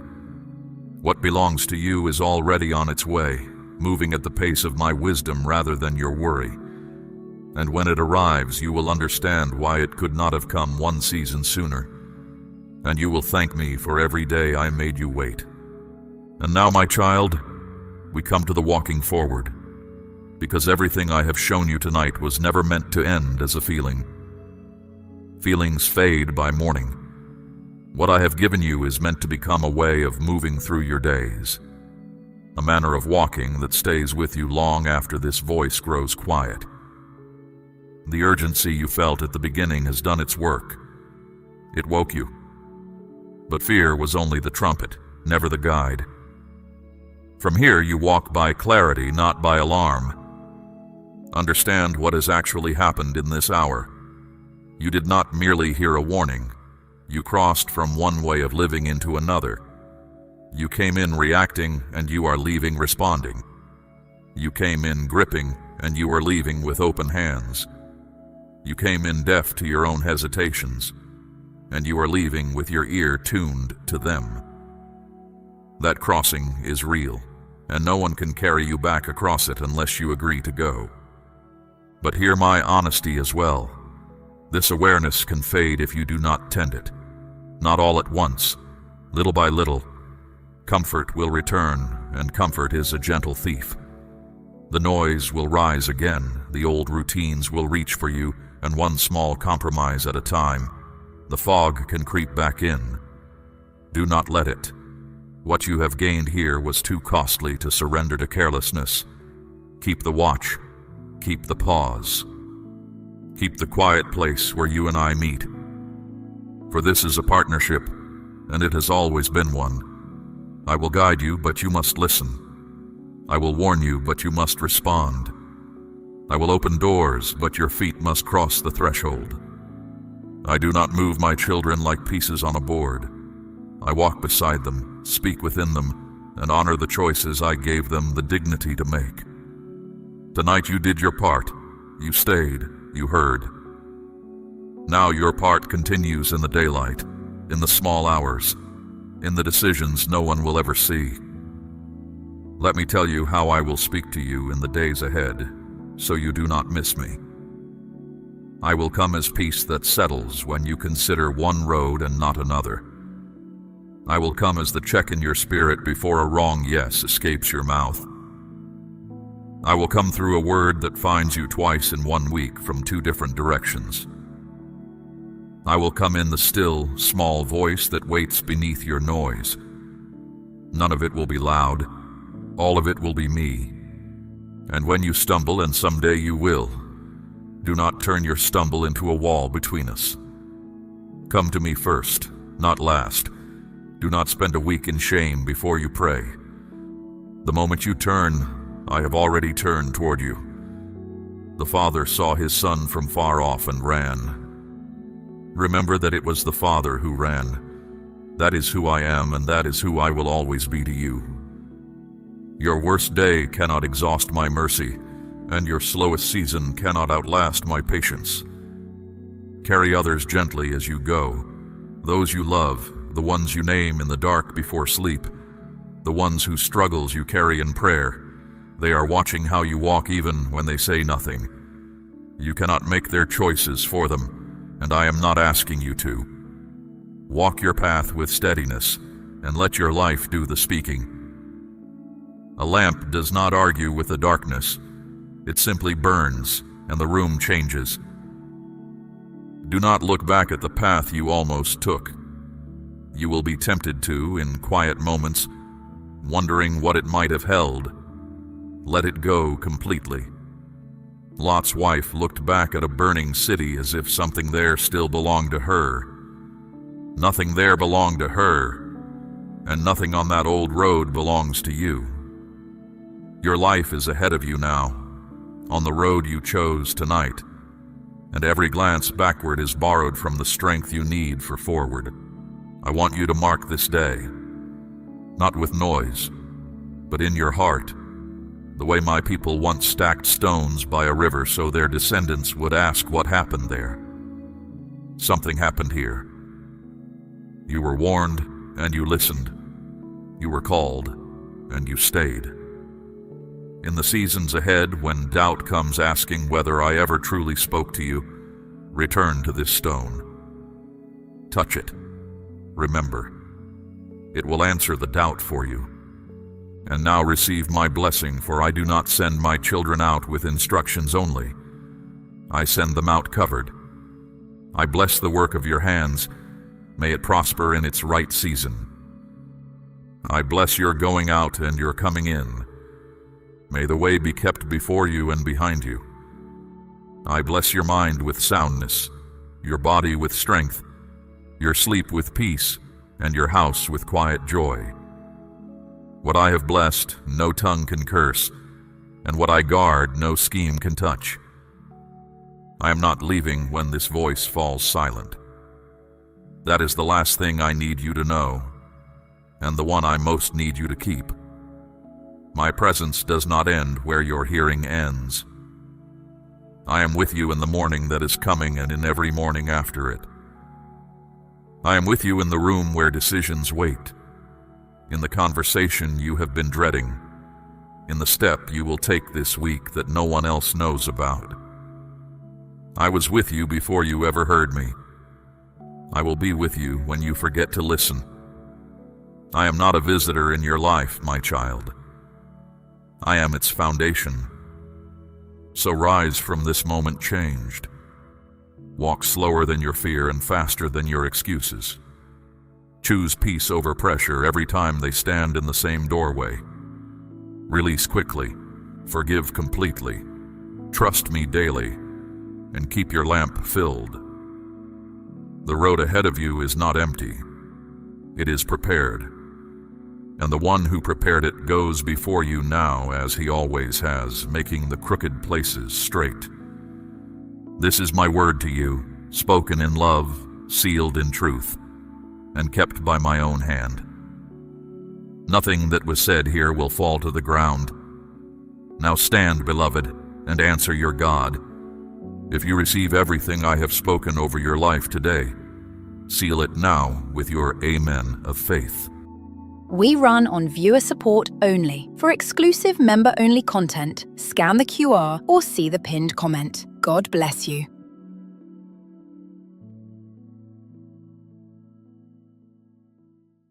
My words are not reaching you by accident. I speak into your spirit at this exact hour because I know you are ready to hear. This moment carries my design on it. You have waited with a hopeful heart and quiet requests, and the season I set aside for you has now arrived. I have heard what you never said out loud. I've watched the part of your struggle that no one else was allowed to see. Out of all who could have received this word, I chose to bring it to you. As these words settle in, a steadiness will begin to spread through you. The restlessness will loosen its hold. That quiet certainty rising in your chest is my presence. It is a clear sign of the bond between us in this very hour. You may be asking why it would be you, or whether you have earned the right to stand here. Let me answer plainly. My love for you has never shifted, not once, not even in the years you would rather not talk about. I saw every battle you fought without a witness. I saw the hours you kept going when no one asked how you were holding up. Today I step directly into your road, and I bring my strength with me. I have come to show you that I am still doing remarkable things, and that you are not standing outside of them. Do not let doubt cloud what I am bringing forward. This turning point is not a wish you are holding. It is your reality, beginning now. Keep your heart open. Stay near me. Watch what I have purposed for you begin to take shape in front of you. Your season of waiting has closed. The hour I appointed has opened. You are going to see my true nature revealed in ways far larger than the picture you have been carrying. I have always been with you, walking beside you, standing at the edge of every room you thought you entered alone. And I am here now, exactly where your feet are planted. What is moving toward your life is bigger than your mind can hold at this moment. The stretches that felt like nothing was happening were not empty. I was at work in them. I was building something in you that does not crack under pressure. The doors that stayed shut were not my rejection of you. They were my hand across your path.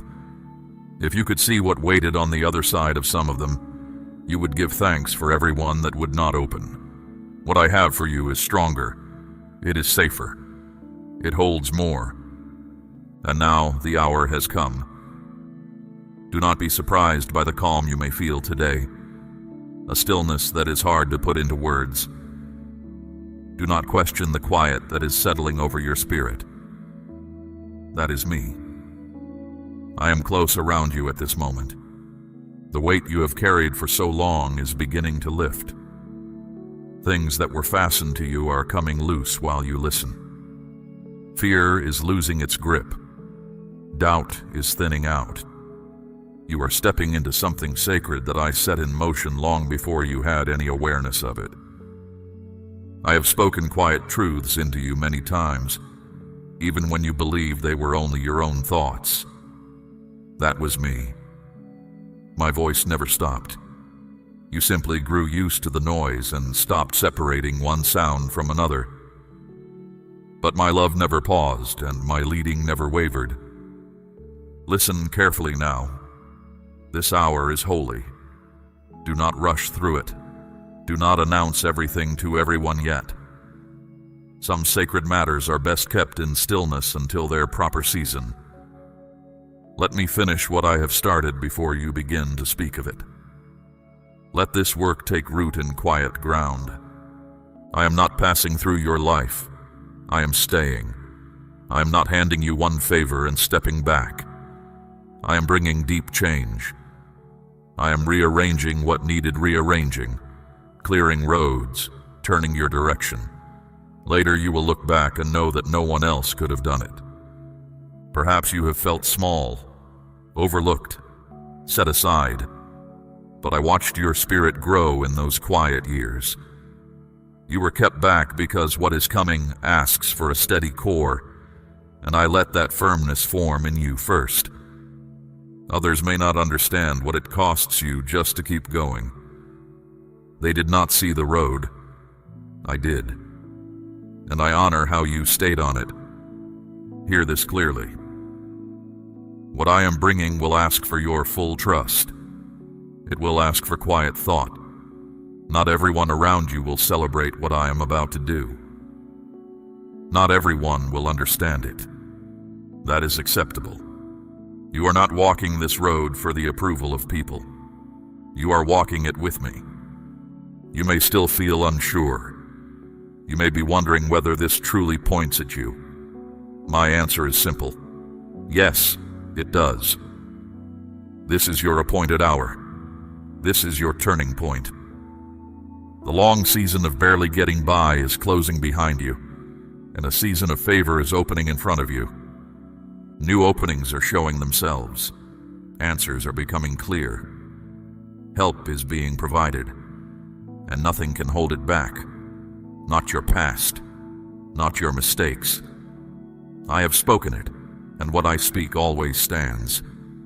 Your part now is to guard the peace inside you. Stay in conversation with me. Keep your heart ready and your spirit quiet. Let me finish this work.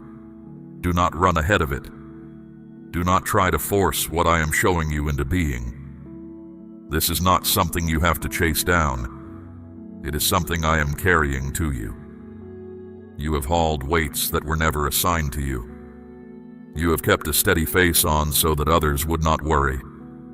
But I see the real thing underneath, my beloved, and I value it far above the performance. I am not asking you to be flawless. I am asking you to be honest. Come to me exactly as you are and let me handle everything else.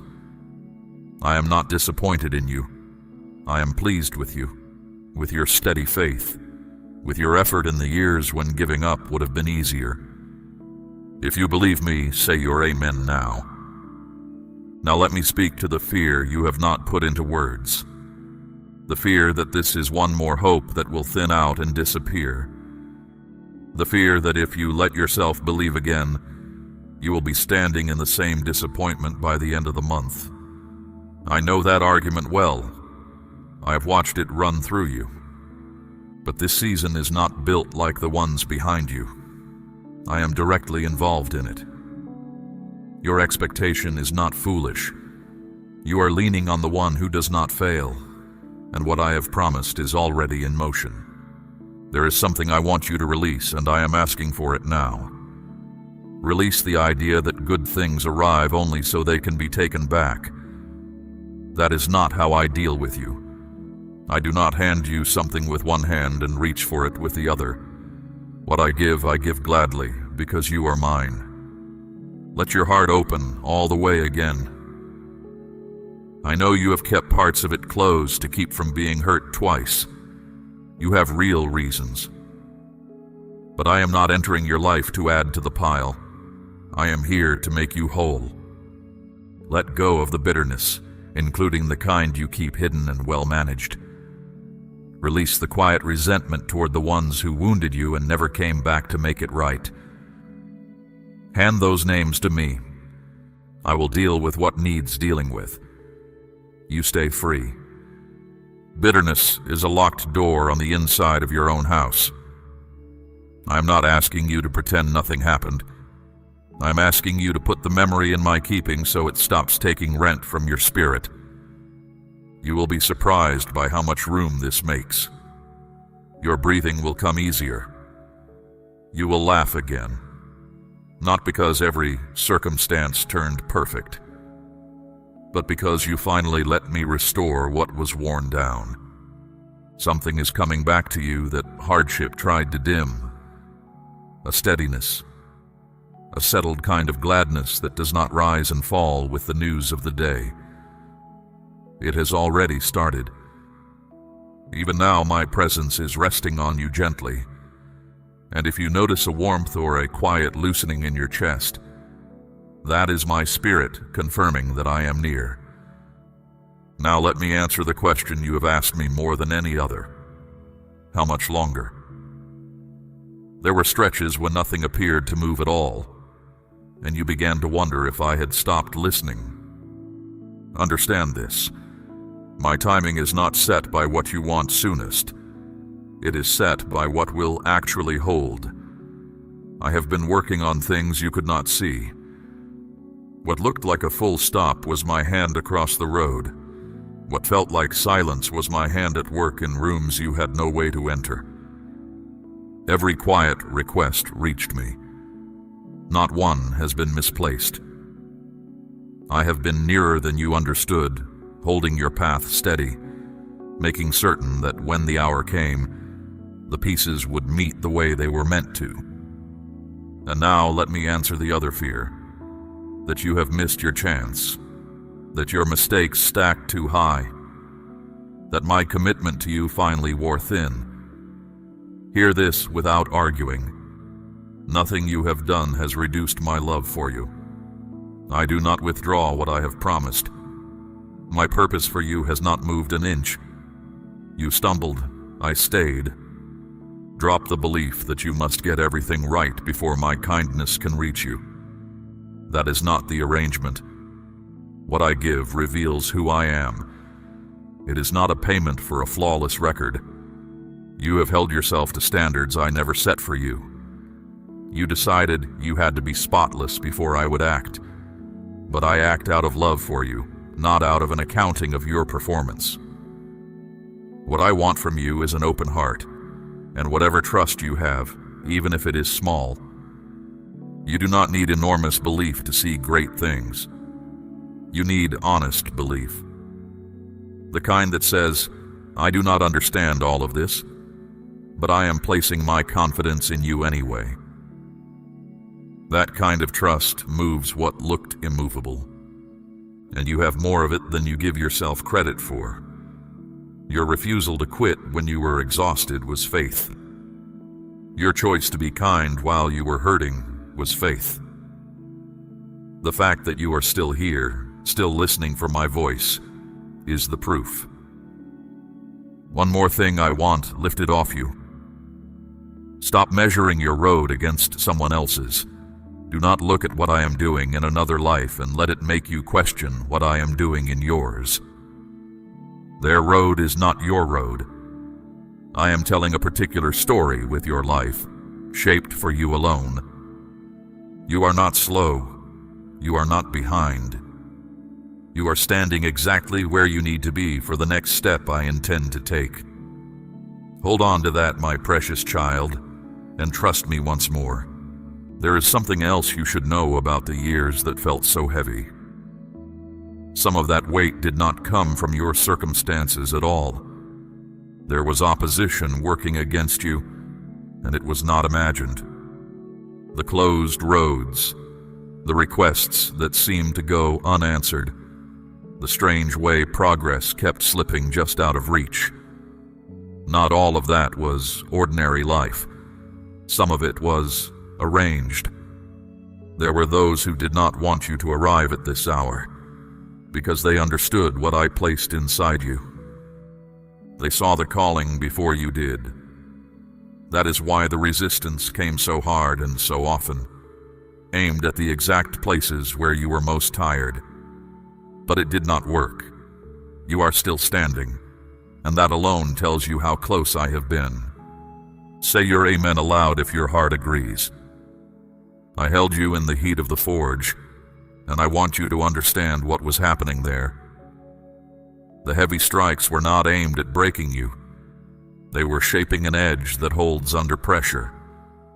Metal that has never been worked bends the first time it meets resistance. You do not bend like that anymore. I was not standing at a distance during those years. I was at the anvil. I was making you ready to carry the weight of what I am now placing in your hands. While everything around you was loud, a steady current was moving underneath, and it carried you to this shore. I have set something like iron in the center of your chest. It is a foundation that will not split when the demands of your calling begin. You felt the friction. You have the marks. But the reservoir is unsealing now, and my strength is moving, and you will not be swept away by it. There is a step I am asking of you here, and I ask it plainly, because trust that stays inside the mind has not yet become trust. My child, I am asking you to place a portion of what you have, something of real weight, upon the altar of this work, as gold laid on the scales of this calling. Let it be a seed sown into deep water, an offering set on stone, not held back in fear. This is proof that your trust rests in my hand to provide, and that your heart no longer clings to lack. What you release in faith does not leave your life. It moves ahead of you into the harvest I am preparing. Now let me return to what I am doing in you. The work of the forge is finished, and the season of simply enduring has ended. You are a tool of iron in my hand, and iron in my hand is not decoration. It is for building. There is something in front of you that will require every bit of what those years put into you. Stay alert with your spirit awake. Notice what I begin to bring together around you. Watch as I line up conversations, connections, and openings. Some of them will look small at first, so small that you might dismiss them. Do not. Those are the first steps of something much larger. Do not rush and do not grow anxious. What I am building in your life is meant to last. It is not fragile, and it is not temporary. This is a change that reaches down to the roots of who you are. You are not simply going to feel better. You are going to be renewed from the inside out. I want to speak now about something that has troubled you for a long time, and about people whose names you would rather not say. You have sensed for a while that something was not right. Someone smiled at you and something in you tightened, and you had no proof. So you told yourself you were imagining it. You were not imagining it. Your spirit was picking up what your eyes could not confirm. There has been harm arranged against you in quiet, and I have kept a full record of it. Nothing done behind your back escaped my attention. I'm not telling you this to fill you with suspicion. I am telling you because the season of not knowing is over. What was hidden is coming into the open, and it will not come out by your investigation. It will come out because I am bringing it out. Watch how it happens. People will begin to show you who they are without meaning to. Conversations will turn and reveal more than the speaker intended. Old arrangements will not hold. Your own discernment will sharpen until you can feel the difference between someone who brings peace and someone who brings noise, dressed up as concern. That is not fear operating in you. That is understanding, and it is the gift that comes out of what you went through. You paid a price for it, and now you will use it well. There is a particular ache in learning that someone close to you was working against you. It is not only the loss of a person. It is the loss of the version of your life you thought you were living. I know that ache, and I am not asking you to move past it before you have felt it. But do not build a house there. The revealing is not the end of the story. It is the clearing of the ground. Once the false thing is named, the space it occupied belongs to you again, and I intend to fill it with something real. Do not go looking for a fight. Do not spend your strength trying to explain yourself to those who have already decided against you. Do not argue your case in the street. When I step in, you step back. Let me answer what your own heart could never answer well. You are not called to get even. You are called to walk free. My concern is not their punishment. My concern is your safety, and your safety is settled. No weapon shaped against you will finish its work, whether it comes at your provision, your peace, or your household. I want you to hear something else because it matters. What came against you did not come because you were weak. It came because you were carrying something worth stopping. The strong thing draws the attack, not the small thing. They recognized what I placed in you before you recognized it yourself. That is the whole reason for the pressure. It did not come from your failure. It came from your worth, and it did not accomplish what it set out to do. You are standing here. That is the answer to every accusation ever whispered about you. You are standing, and I am the reason, and what I have begun in you no one will undo. Let me tell you what to expect in the days directly ahead, because I do not want you caught off guard by your own answered prayers. Some people are going to move away from your life, and it will happen without an argument. The calls will slow. The invitations will thin. Do not chase after any of it. That is not rejection. That is the air around your life being cleared so that something else can grow in it. Trust the quiet that follows. It is not emptiness. It is room. And I will fill it with people you will recognize by the peace they carry, rather than by how loudly they promise things. You have had enough of loud promises. What comes next will be steadier and far less impressive at first glance, and it will hold. Now hear me carefully, because this next part is where many stumble. Someone who caused you real harm may come back. There will be an apology, or something shaped like one. There will be an explanation, a story about how they were lost at the time, a reminder of how much history you share. Not every apology is repentance. Some are simply a hand on the door to keep it from closing. Be slow to open. Be quick to notice. Your peace is no longer available for the taking. I am not asking you to be cold. I am asking you to be wise. You can wish someone well from a distance and still keep the gate shut. Kindness has never required you to hand over your rest a second time. Do not rebuild what I have taken apart.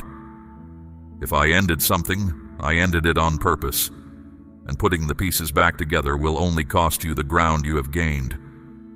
Let it go where it is going. Remember Joseph, whom I loved. His own brothers sold him and told his father a lie to cover it, and for years the record showed only their version of events. He went down into a pit, then into a house that was not his, then into a prison for something he did not do. Not one of those places looked like favor from the outside, but I was not absent from any of them. I was setting him in position, and I was letting the true character of every person around him come into the open in its own time. When the famine came, the brothers who sold him stood in front of him asking for bread, and he was the one holding it. I did not require him to take revenge. I did not need him to argue his case or prove what had been done to him. The years spoke for him. His life became the evidence, and their own words condemned them without his help. That is how I work, and I have not changed my methods. What was done to you in the dark will be answered in the open, and you will not have to lift your hand to make it happen. You are not the same one who used to plead to be loved. The part of you that made room for disrespect and called it patience is gone. You are not the one who stays quiet so that everyone else stays comfortable. That season is behind you. Now I want to speak to your thoughts, because that is where the next fight will be, if there is one at all. There are thoughts that rise in you that did not begin with you. Ideas that press in and stay after you have tried to set them down. They tell you that you are less than you are, that this will not last, that you should not have hoped. They are not yours, and you do not have to keep them. There is a real difference between noticing a thought as it goes by and giving it a chair by the fire. Many take in ideas they should have turned away at the door. The part of you that is joined to me cannot sit peacefully with thoughts that cut down your worth. So take part in this deliberately. When a thought arrives that brings dismay, hold it up against the truth of who I am. When guilt returns for something already settled between us, say plainly that your peace is secure with me. When hardship reaches for your throat, call for my nearness, and I will come close. Let go of the belief that some thoughts are simply unavoidable, that you are stuck with a certain kind of mind. That is not true. When you take up this work with understanding and reliance on me, you will find your quiet coming back. And understand my aim in it. I'm not only clearing burdens out of your thinking, I intend to make my dwelling in the exact place those burdens used to sit. Where I live, there is freedom. The part of you that is set loose does not only get quiet, it gets ready for what I have prepared. You are not promised a life without difficulty. Hold that steady so no one can shake you with it later. I never told you the road would be smooth. I told you I would be on it with you, and I have kept that word in every hard season you have survived. The peace I give does not depend on your troubles disappearing. It comes from my presence in the middle of them. That kind of stillness does not rise and fall with the weather. It holds as long as your attention holds. Where you fix your attention changes everything. A spirit that chooses to rest on me, even in a situation that makes no sense, does not get knocked over easily. When your mind takes hold of the truth of who I am, whatever is trying to unsettle you loses its grip. The one who opposes you knows this. That is why the attack is aimed at your feelings rather than your circumstances. He raises questions. He points at possible disasters. He stirs the water so you cannot see the bottom. But as you learn to keep your spirit turned toward me, no wave of feeling can steer you. Your strength deepens each time you choose to trust while the road is still unclear. That is not a mood. It is a decision, made again and again in small moments no one else sees. Honoring me is not a feeling that arrives on good mornings. It is a choice made inside your spirit, and when you make it, the things holding you captive begin to lose their claim. This firmness is built in ordinary days. Connect yourself to the truth of my presence daily, not to gather information but to feed your spirit. Say out loud what is true about me. Let your inner life be a place where you remember who I am rather than a room where you rehearse old wounds. When sorrow comes, let your voice give thanks anyway. When you are unsure, bring the question to me instead of turning it over alone at night. On the days when your feelings are too much to carry, stop everything and rest your heart with me. You do not need to understand every part of this to trust me. You only need to keep turning toward my voice. Your strength will not lift you out of your life. It will hold you steady as you move through it.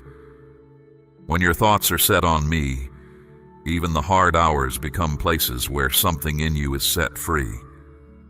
That quiet inside you also makes you able to see. It clears the air enough for you to recognize the gentle understanding I send, which reaches only those who are not weighed down by constant doubt. My way of seeing goes far past what makes sense to you. When I speak, my aim is not only to hand you instructions, it is to change how you look at everything. Human thinking holds tightly to what it already knows. My leading does not. I loosen old patterns. I soften beliefs that have hardened into walls. I lead you down roads you had written off as impossible, not to confuse you, but to grow you. There will be times when I ask you to do something that looks wrong from where you stand and is right from where I stand. I will ask you to release what someone did to you. I will ask you to be gentle with those who walked away. I will ask you to begin again in a place where beginning looks pointless. What matters is not that you understand every step at the moment I ask. What matters is that you take it. In daily terms, this means you stop resisting the change I am working in you. It means saying, I do not fully grasp this, but I will move the way you are showing me. It means letting go of thoughts and habits that keep your spirit small. I am inviting you into a closeness with me deeper than anything you have known. That deeper connection begins the moment you set down your own vantage point and take up mine. Only in that yielding does your thinking gain real wisdom, because it stops leaning on limited human reasoning and starts to echo the truth of who I am. When your thoughts line up with my leading, my presence becomes unmistakable. There's no room left for the endless questioning that has worn you out. When your thinking agrees with my purpose, the second guessing that has drained you finally quiets down. Now let me speak about your household and the ordinary parts of your life, because I am not only concerned with your inner world. I care about the atmosphere in the place where you sleep. I care about whether the weight of provision keeps you awake. I care about the ones you carry in prayer, the people whose names you say to me when you cannot say them to anyone else. Peace is returning to your dwelling. Not the kind that comes from everything going right, but the kind that settles in and stays even while things are being sorted out. You will notice it first in small ways. A morning that does not begin with dread. An evening where your shoulders come down. Provision is being directed toward you. Doors that were closed for a long stretch are being opened. And the strange thing is that you will not have to force any of them. Some will simply be standing open when you arrive, and you will know that no effort of yours accounts for it. Someone is going to come back into your life carrying something you needed. A word that closes a painful chapter. An answer you stopped expecting.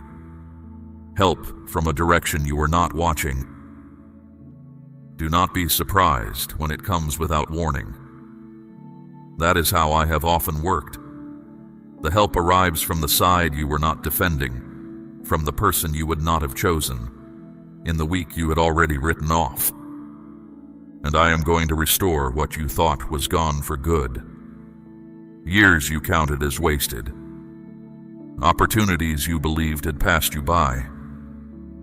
I am able to give back time in ways that make no sense on paper and hold up completely in a life. I will turn your sorrow into gladness. I will fill the empty places in your journey with more than enough. My word on this does not waver, and I do not overstate what I intend to do. You may begin to feel a lightness you cannot explain. Old heaviness lifting off without a clear reason. That is not your imagination. That is what happens when something that had a hold on you is made to let go. There is one more thing I want settled between us before we go further. You have wondered in the hardest stretches whether any of it counted. Whether the effort you made in private, the choices no one applauded, the times you did the right thing and got nothing back, added up to anything at all. They counted. Every one of them is on my record, and my record is the one that decides outcomes. Nothing you did in faithfulness has been lost, misplaced, or overlooked, and I am not a poor keeper of what is entrusted to me. You will see the return on it. Not as a wage handed over grudgingly, but as a father who has been waiting for the right moment to hand his child what he has been holding. Let me speak once more to your part in this. Protect what I am building. Be careful whose voices you allow to guide you in this season. Not every word spoken over you comes from me. Some people mean well and still hand you fear. When I speak, you will know it. My leading brings settledness, not confusion. My direction brings stillness, not panic. So if something makes you feel rushed or uneasy or ashamed, stop and bring it to me. I will confirm the right way. I will not leave you guessing. And do not tell everyone everything yet. Some of what I am doing is still taking root, and roots do best in the dark. There will be a right time to speak, and I will make it clear when it comes. Hold your ground while it takes shape. What I begin, I finish. If you believe what I have spoken, let your amen rise now. I want you to understand what this hour is really offering you, because it is larger than a single answered request. This is not one moment of favor handed down and then withdrawn. It is a different way of living alongside me. I am not simply giving you something. I am inviting you into a nearness you have not had before. And that is where the real abundance is. I want to walk with you through the whole of your days, not only appear when the ground gives way beneath you. Too often you have come looking for me only in the hard weeks. But I want your ordinary afternoons as well. When your heart is settled and your hands are still, I still want to be near. My desire is to be glad alongside you, not only to pull you out of trouble. Let your life show what I am like. Let the way you carry yourself be an argument that I am good. There is a wideness to what is coming. More stillness, more understanding, more gladness, more of my nearness, which is the part you will value most once you have tasted it. Now consider what is happening beneath the surface of your life at this moment. Old weights are being lifted. Things built to wear down your spirit are coming apart. What stood against you has been brought into the light, and once something is in the light, restoration follows as naturally as morning follows the dark. You are stepping into a season of renewal, not a patched-up version of the life you had, but a life reset at its foundation. Hear me on this. What is coming to you is not only for you, it will make a road for others. People will see the difference in you and want to know where it came from.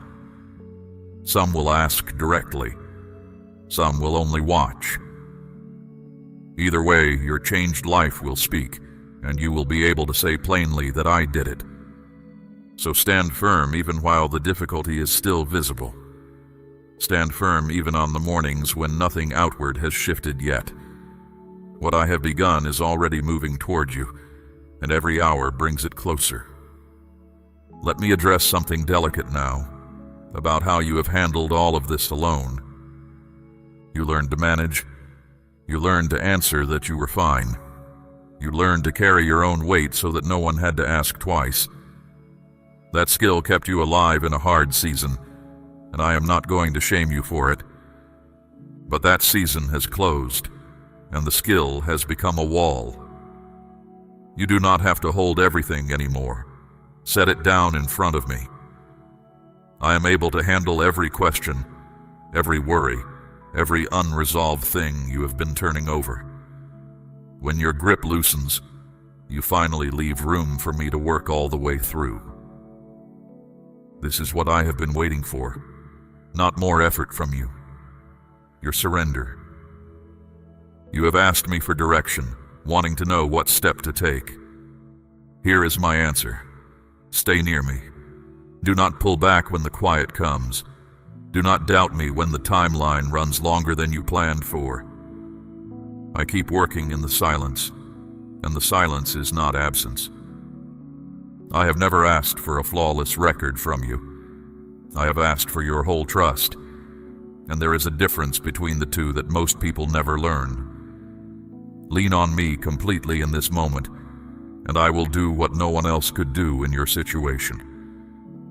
You have carried a suspicion somewhere underneath that you were being punished, that something about you drew all of this. Let me put that down for good. You were not cursed. You were chosen, and those two things can look similar from the inside when you are tired. Being chosen does not exempt you from difficulty. It never has. Look at those I called throughout the ages, and you will not find easy lives. You will find people who were carried through impossible ground and came out with something worth handing on. That is your line, my precious child. That is the company you belong to, not the fortunate, the carried. And when you look back on this stretch of road later, you will not remember it primarily as the years you suffered. You will remember it as the years I proved myself to you. Those are not the same story, though they are made of the same days. So let your spirit rest now. You have held the weight too long, and you have tried to be strong past the point where strength was even the right thing to bring. Now is your hour to receive, to breathe, to walk again, and this time without looking over your shoulder. I am not a visitor here. I am with you in every step, every decision, every conversation ahead. And the next time you feel lost, remember this hour. Remember that I broke into your ordinary day to speak to you directly. Remember that I told you the truth about what was working against you, and then told you it had already failed. Your story is not merely being rewritten, my beloved. It is being raised up. And what you are hearing now is only the opening of it. There's one more thing I want you to hold on to, and then I will tell you what is directly ahead. You are not required to have the whole picture before you take the next step. You never have been. The road opens as you walk it, and it has always opened, even in the years when you could not see 3 days out. Look at what is behind you honestly. You did not have the answers then either, and yet here you are, still standing, still listening, with more strength in you than the version of yourself who started out. That is not luck, and it was not your own doing alone. So take the next step without demanding the full map first. I've not brought you this far to leave you standing at the edge of it. Here is what lies directly in front of you. In the days just ahead, watch for confirmation. It will not always arrive the way you expect. It may come as a dream that stays with you long after you wake, carrying a clarity that dreams do not usually have. It may come as a word from someone who had no way of knowing what you were praying about. You may feel something break loose that had been fastened to you for years, without being able to point to what caused it. Not everything I do announces itself. Watch also for a turn in the road you had not planned for, a change in direction that arrives as a closed door and turns out to be a rescue. Some of what you called your future was beneath what I intend for you, and I am not going to let you settle there out of loyalty to an old plan. Expect relationships that restore rather than drain. You will recognize them by how you feel after the conversation ends. The right people will not require you to shrink, and they will not leave you exhausted from managing them. Expect matters to close that have dragged on for months. A situation you had accepted as permanent will resolve quietly in a shorter time than seems reasonable, and expect to be lifted in ways that do not add up when you explain them to others. That is often how I do it, so that no one, including you, can trace it back to anything but my hand. Do not rush toward any of it. What is coming is not on a schedule you have to catch. It is on mine, and mine has not failed you yet. I want to say something about the years behind you now in closing. You were not out of my sight in any of them. Not in the ones you would tell someone about, and not in the ones you would not. I stayed through the seasons when you stopped talking to me. I stayed when you went quiet out of anger, and when you went quiet out of exhaustion, which is a different thing entirely and which I understood. I did not stand back waiting for you to come to your senses. I stayed in the room. Some of the steadiness you have now was given to you in seasons you thought were wasted, and you will find it in your hands when you need it. So do not carry regret about those years into this new season. That is the one thing I will not let you bring with you. Leave it at the door. It has no place in the house I am building for you. There is something I want you to know about how I see you at this moment, because it is likely different from how you see yourself. You have measured yourself by what you have not accomplished, by the things that fell apart while you were doing your best to hold them. That is the ledger you keep, and you keep it faithfully. I keep a different one. Mine records the morning you got up when there was no reason to. The kindness you gave when you had nothing left.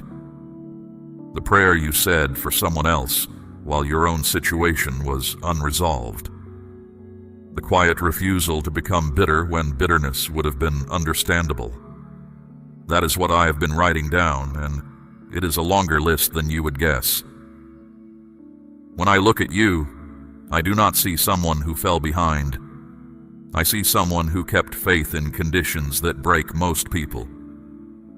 Now the life in front of you asks for a different posture than the life behind you. You will not be walking with your guard up all the time. That was necessary once. It is not necessary now. And if you keep it up, it will start to keep good things out along with the bad. Trust me to sort what comes to your door. You will not be explaining yourself constantly. That habit came from years of not being believed, but you have nothing left to prove, and the ones who matter will not require the proof. and you will not be waiting for the other shoe to fall. I know that watchfulness. It kept you braced through hard seasons, and it will tell you it is wisdom. But in this season, it is only a way of refusing to enjoy what I am giving you. Receive it, my beloved.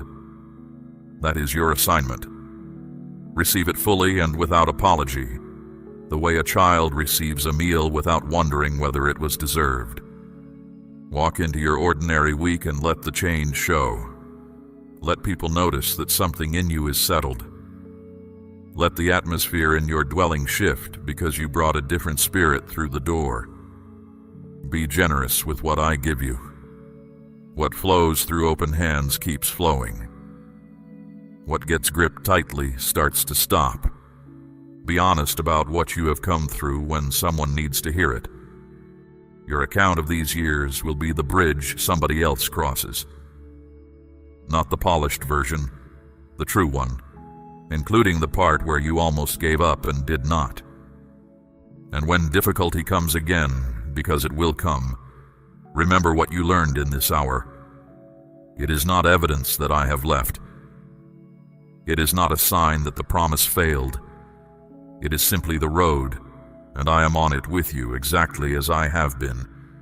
You will not face the next hard thing the way you faced the last one. You will face it with something in you that has already been tested, and with a memory of this hour to steady you. So rise now. Rise with clarity. Rise with your heart guarded and your hands open. The season of barely holding on has closed behind you, and I am not sending you back into it. What is coming will be bright enough that the difficulty behind you will lose its power to define you. It will still be part of your story. It will no longer be the title of it. I have spoken this over your life. I do not speak in order to fill the silence. What I say, I do. You are held. You are seen. You are known completely, and you are loved without condition. And none of that depends on your performance tomorrow. Go and live it, my precious child. I am ahead of you, behind you, and beside you on the road. And now, before you go, let your amen be the seal on everything I have spoken today. We run on viewer support only. For exclusive member-only content, scan the QR or see the pinned comment. God bless you.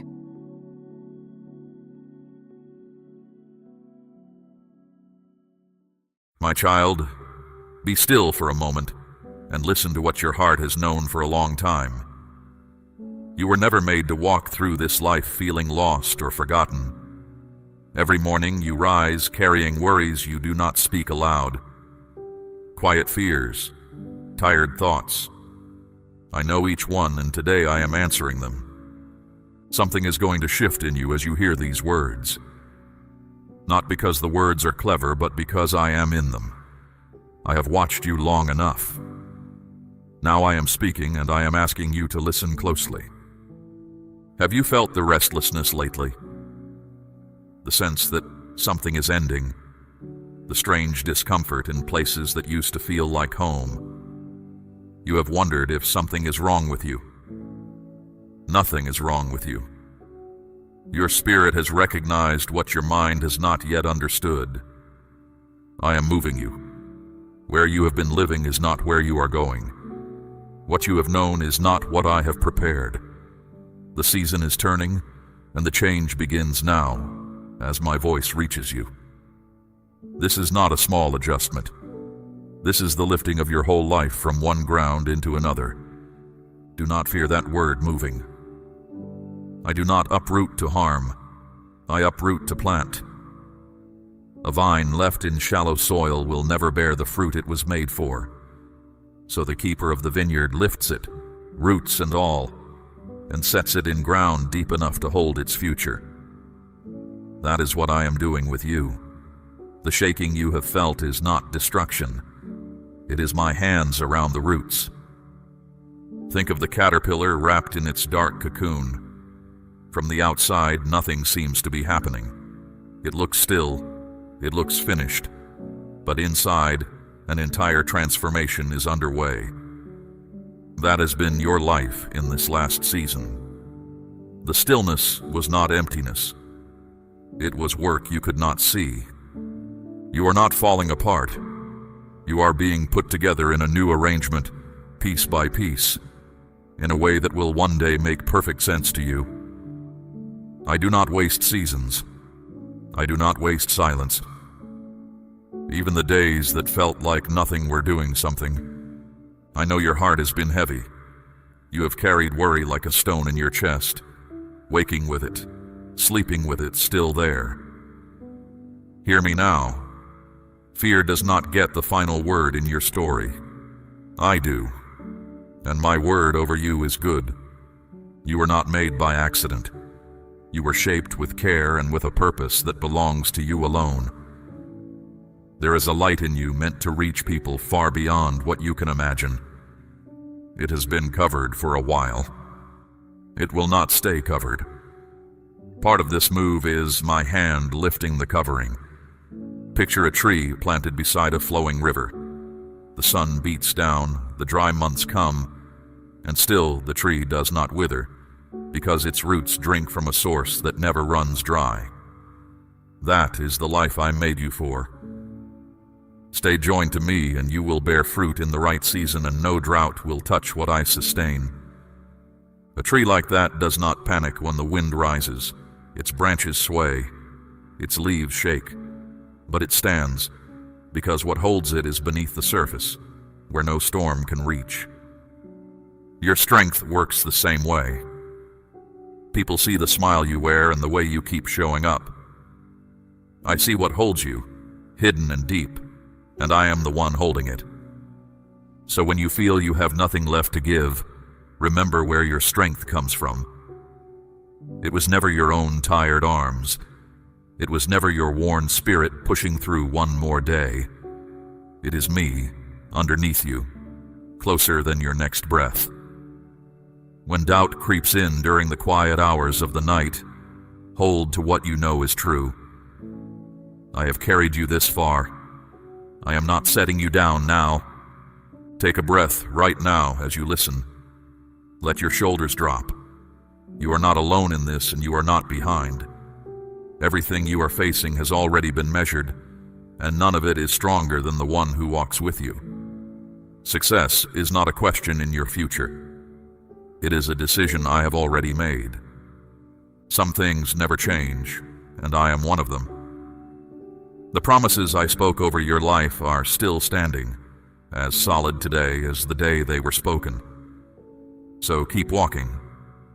Be brave as you move forward, because your steps are being guided by wisdom far greater than your own. I am leading you toward a place of peace and abundance, even on the days the road makes no sense to you. Whatever tomorrow holds, you do not need to fear it. The way has already been prepared before you take the first step.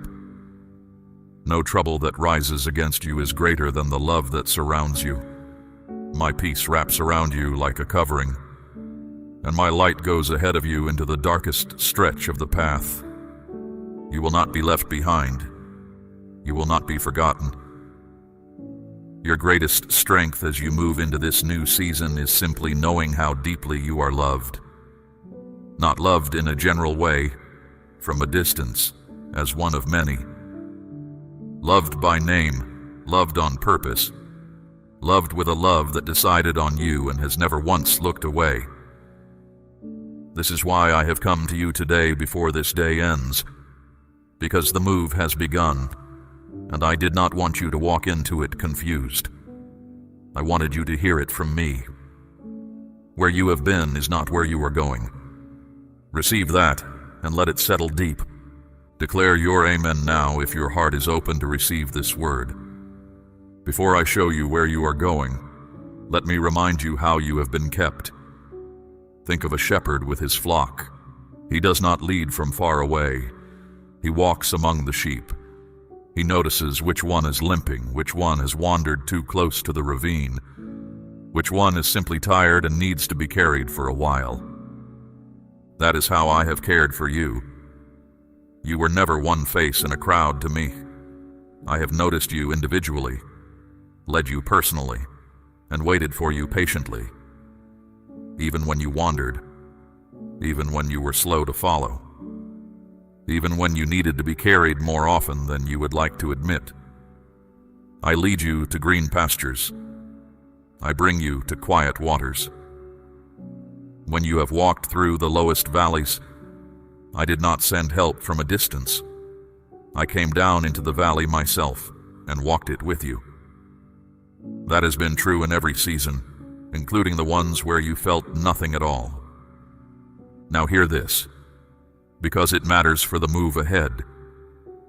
You cannot carry your old burdens into your new dwelling place. You were never meant to haul the heaviness of your past forever. The old pain, the old guilt, the memories that weigh you down more than they teach you. I dealt with all of it long ago. It is finished business. Picture yourself walking along a shore, a heavy sack over your shoulder, filled with stones you picked up along the way. Each stone a mistake, each stone a regret, each stone a moment you wish you could take back. Every step is harder because of that weight. Now picture setting the sack down at the water's edge and watching the tide pull it out farther and farther until it disappears. That is what my forgiveness does. It does not lighten the load. It removes it entirely. As far as the east is from the west, that is how far I have carried your failures from you. So you do not need to defend yourself to people who only want to remind you of who you used to be. Those who judge you for things long buried are usually avoiding a look at their own hearts. Do not let their opinions shape how you see yourself. I have spoken over you, and my voice outranks theirs. Some days the same old struggles will return wearing different faces, hoping to wear you down. When that happens, do not run to noise and distraction. Come to me instead. Sit in stillness. Let your heart speak honestly about what it carries, and let me answer. That is where your strength gets rebuilt. And do not let worry about provision steal your peace. Look back for a moment. Remember the times you did not know how you would make it through, the debt you could not pay, the news that frightened you, the door that seemed shut forever. And yet here you are. A way appeared that you had not planned, more than once. Those moments were not luck. They were me. That same faithfulness is not behind you. It is ahead of you, already at work in the places you have not reached yet. What I did before, I will do again, and I will do more. I remind you of this because trust is the road you will travel on in this next season. Not certainty, trust. You will not always see the whole path. I never show the whole path at once because I am not only leading you somewhere, I am building someone. The building happens on the walk. There is strength in you that you have not yet had to use. Reserves you do not know exist until the day calls for them. You have come through every hard day you have ever faced. Every one. That is not a small record. That is evidence of who has been with you. And whatever you are dreading about tomorrow, understand this.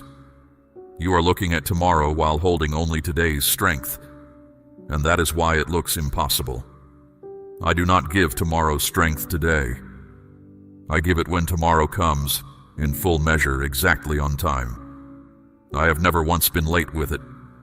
You have also spent years waiting for someone to notice your effort, waiting for applause that never came, waiting for recognition that always seemed to land on someone else.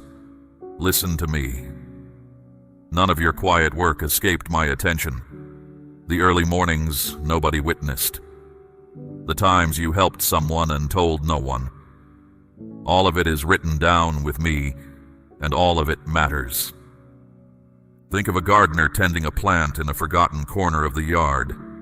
No one applauds the watering or the weeding or the patient waiting through months when nothing seems to happen. Then one day the plant blooms and everyone notices the flower, never knowing the years of quiet care that made it possible. You have been that gardener. Your bloom is coming. There have been people who never understood the weight you carried, who saw the surface and assumed you were fine because you smiled. That is not a flaw in you. It is proof of how strong you have had to be. But in this new season, you do not have to pretend. You are allowed to be honest about your struggle. Honesty is a doorway, and healing walks through it. So set the weight down. Let me hold what you have been holding. You have carried enough for one season, and the next season does not require it. It requires open hands, a listening heart, and the willingness to follow when I say walk. I am about to name the places I am moving you from and the places I am moving you to. 7 movements. 7 transfers from old ground to new ground. Each one signed by my own hand, and each one already in motion over your life. Stay with me because you need to hear all 7. Say, I believe, right where you are, if this word is reaching your spirit. Here's the first movement.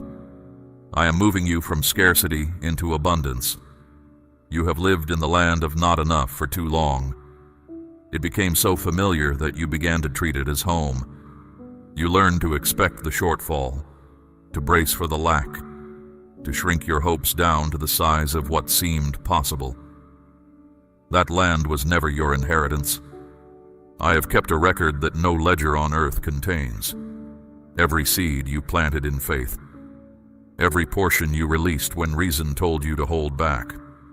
Every time you blessed someone else while you yourself were lacking. None of it was lost.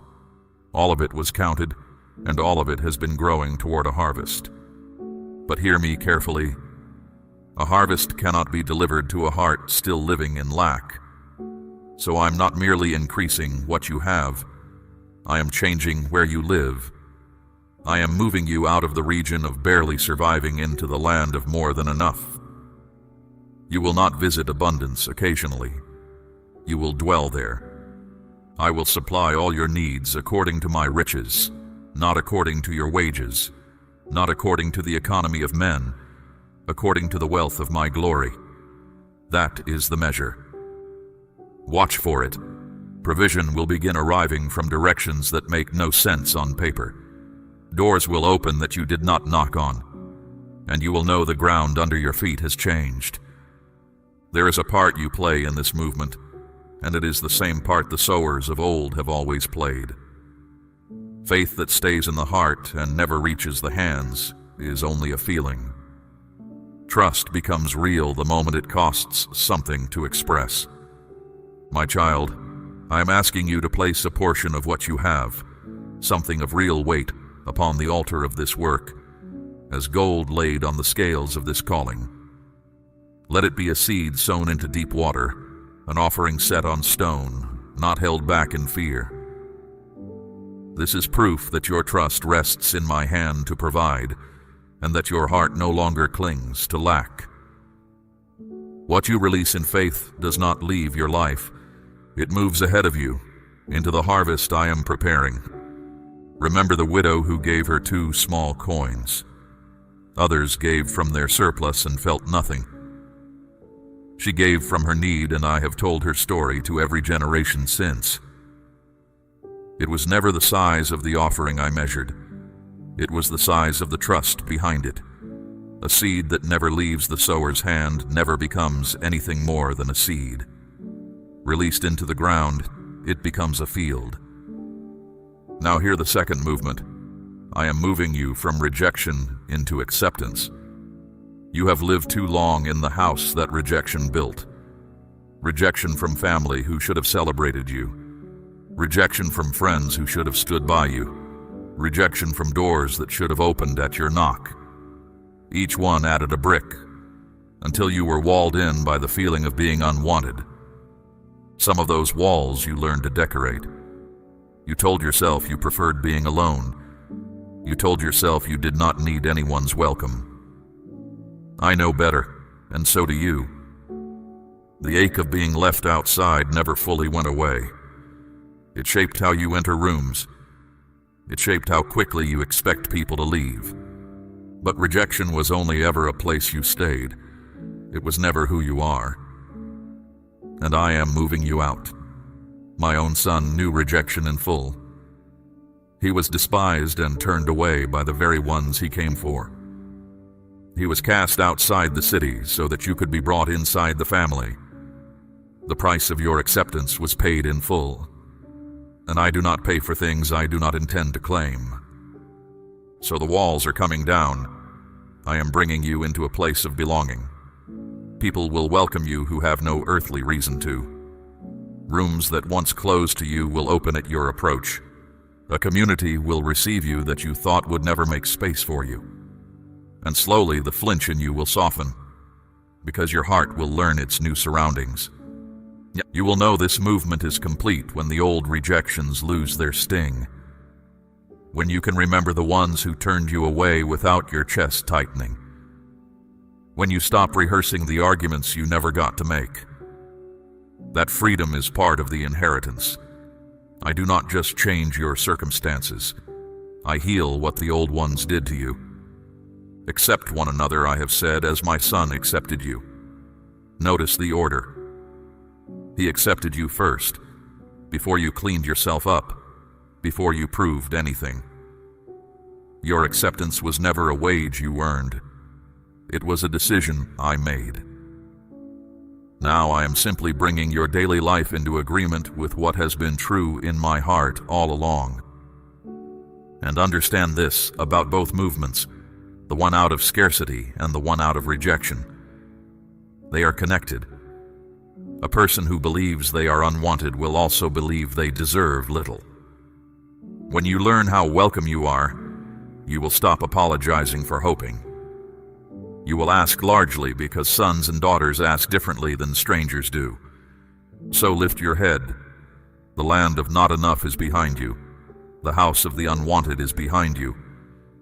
You are walking, even now, toward open doors and a set table. I prepared both before you ever knew to want them.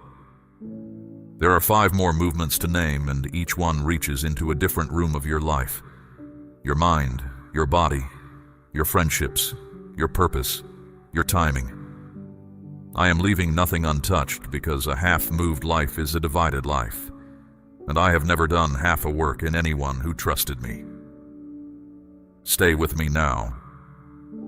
The next movement touches the battle you have fought the longest, the one inside your own thoughts. The third movement is this.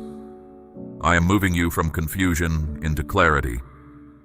Your mind has been living in a fog, thoughts that never settle, directions that all look equally uncertain.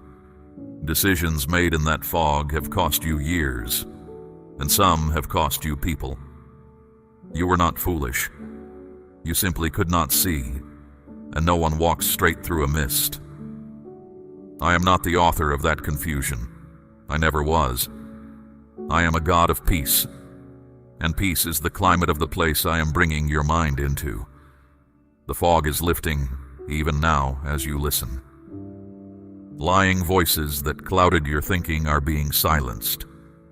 Distractions that scattered your focus are being swept from your path. Within days, something you have wrestled with will suddenly make sense. A decision that has sat heavy on you will become simple. A direction you doubted will become obvious. Do not credit coincidence when it happens. It will be my hand wiping the glass clean so you can finally see what was always there. Clarity changes more than decisions. It changes rest. A clear mind lies down at night and actually sleeps. A clear mind hears my voice without straining, because it is no longer drowned out by 100 competing worries. That quietness of thought is part of your inheritance, and I am handing it to you now. The fourth movement reaches into your body. I am moving you from sickness into health. Your body has been dwelling in a place it was never designed to inhabit. Pain that became so constant you stopped mentioning it. Weariness you learned to schedule your life around. Limits you accepted as permanent roommates. Hear my word over your frame. I am the Lord who heals you. Not who might heal, not who could if conditions allow. Who heals. Present tense, active. I knit your body together in the first place, and I have never forgotten how it works. So watch what begins to shift. Pain that was constant will start to loosen its grip. Strength that was drained will begin returning in the mornings. What was declining will steady, and what was steady will improve. Some of it will come through rest and wisdom. Some through the hands of skilled healers I have placed in your path. And some will simply defy explanation, because I reserve the right to do what no one can trace. Your youth will be renewed like the eagles. That is not poetry for someone else. It is a promise with your name inside it. Care for the body I gave you, honor its limits without worshiping them, and trust me with what is beyond your reach. Health is where I am taking you. Let your expectations move there ahead of your symptoms. Now the fifth movement, and listen closely, because this one touches the loneliest room in your life. I am moving you from isolation into connection. You have felt alone even when surrounded, unseen even in crowded rooms, disconnected even inside relationships. That isolation was never natural to you. It was a strategy against you. The enemy of your soul has always understood something simple. Alone, you are easier to discourage. Alone, your doubts go unanswered and your fears go unchallenged. So he worked to wall you off, to convince you that no one would understand, that reaching out was weakness, that solitude was safety. It was a cage painted to look like a shelter. I am tearing it down. I set the lonely in families. That is my ancient pattern, and I have not retired it. Even now I am gathering people toward you, people who will understand you without long explanations. People prepared for you during the same years you were being prepared for them. Companions for the road ahead, not spectators of it. Two are better than one, for if either falls, the other lifts them up. You have done too much falling with no one there to lift you. That season is closing. A knock will come, a conversation will start, a bond will form, and it will feel strangely like home. When it happens, do not retreat out of habit. Open the door. It will be me on the other side of it, wearing the face of a friend. And connection will ask something of you, too. You will need to let yourself be truly known, not just seen from a distance. You will need to say out loud, at least to a trusted few, that you do not have it all together. That kind of honesty is not a failure. It is the toll gate on the road out of loneliness, and it costs far less than the isolation did. There is a reason I am moving your finances, your heart, your mind, your body, and your friendships, all in one season. These rooms are not separate houses. They lean on each other. A clear mind guards a healing body. A true friend steadies a hoping heart. Abundance shared builds the very bonds that hold you. I am not patching one wall. I am rebuilding the whole dwelling. So take stock of what I have named so far. Out of scarcity into abundance. Out of rejection into acceptance. Out of confusion into clarity. Out of sickness into health. Out of isolation into connection. 5 movements, all in progress, none of them waiting on your perfection. They wait only on your willingness to walk forward and not look back. Perhaps you are asking why now? Why, after all these years, would everything move at once? Because seasons belong to me and I do not consult the calendar of men. The tree does not negotiate with spring. When the appointed time arrives, the sap rises, and nothing that happened in winter can vote against it. Your appointed time has arrived. This is why the restlessness came. This is why the old places stopped fitting. 2 movements remain, and they are the deepest of the 7. One concerns how the world sees you. The other concerns the hour you have waited for the longest. Lean in now, because I saved these for last on purpose. The sixth movement is this. I am moving you from obscurity into visibility. You have been hidden. Not overlooked by accident, hidden on assignment. There is a difference, and you need to understand it, because misreading this season has hurt you more than the season itself ever did. Your gifts were passed over. Your work went uncredited. Your voice was talked over in rooms where you had the most to offer. You concluded that you did not matter. That was the wrong conclusion. A treasure is not worthless because it is buried. Some things are buried precisely because of their worth. I hid you the way a swordsmith keeps a blade in the forge, not because the blade is forgotten, but because it is not finished. Had I revealed you earlier, the attention would have bent you before your character could bear the weight of it. I have watched many gifts rise faster than the soul carrying them, and I love you too much to let that be your story. But hear me now. The season of hiding is over. You are the light of the world, and a city set on a hill cannot be hidden. No one lights a lamp to put it under a basket. It is set on a stand, where it gives light to the whole house. You have lived under the basket long enough. My hand is on the basket, and I am lifting it. Recognition will begin finding you without your chasing it. An opportunity will place you in front of the right people. Your voice will carry into rooms you never pushed your way into. And understand why. Not for your glory, for my purpose. The world needs what I put in you, and I intend for the world to receive it. Visibility in my kingdom is not vanity. It is stewardship. When it comes, stay low in your own heart.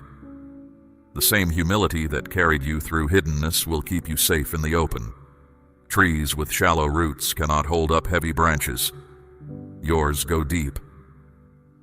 That was the point of the buried years. And now the seventh movement, the one that gathers all the others inside it. I am moving you from delay into destiny. You have lived at the edge of almost for years, almost breakthrough, almost healing, almost the life you sensed you were made for. Everything close, nothing arriving. You began to believe that almost was your permanent portion. It never was. The delays had reasons, some of them protective, some of them preparatory, and some of them the resistance of an enemy who feared what your arrival would mean. But whatever held the door, hear this. The hold has been lifted. What blocked you has been overruled. The file of accusations against your future has been closed by my own hand. I know the plans I have for you. Plans for your good and not for your harm. Plans to give you hope and a future. Those plans are not an idea floating somewhere ahead of you. They are a place, prepared and furnished, and I am walking you into it now. Not when you are perfect, not when circumstances align. Now, you will feel the difference before you can explain it. Things that always stalled will begin to move. Efforts that always leaked will begin to hold. The strange friction that surrounded your steps will be gone, and you will wonder at how doors simply give way. That is what it feels like to stop pushing against a delay that I have ended. Think of the potter and the clay, because this explains the years you have questioned. The potter does not rush the wheel. Sometimes his hands press firmly. Sometimes the vessel is pressed down and reworked entirely before it becomes what it was meant to be. If your life has felt reshaped again and again, none of it was wasted motion. Every form you passed through was necessary to reach the form you were made to hold. The vessel is finished now. It is time for it to be filled and used. Or think of gold in the furnace. Gold does not become precious sitting untouched in the ground. It passes through fire, and the fire takes nothing from it except what was never gold. If these last years have felt like heat, understand what the heat was doing. You are not coming out of this season diminished. You are coming out refined, and what remains in you now is the part that lasts. So let me say all 7 over you at once, so you can hear the full shape of what I am doing. Out of scarcity, into abundance. Out of rejection, into acceptance. Out of confusion, into clarity. Out of sickness, into health. Out of isolation, into connection. Out of obscurity, into visibility.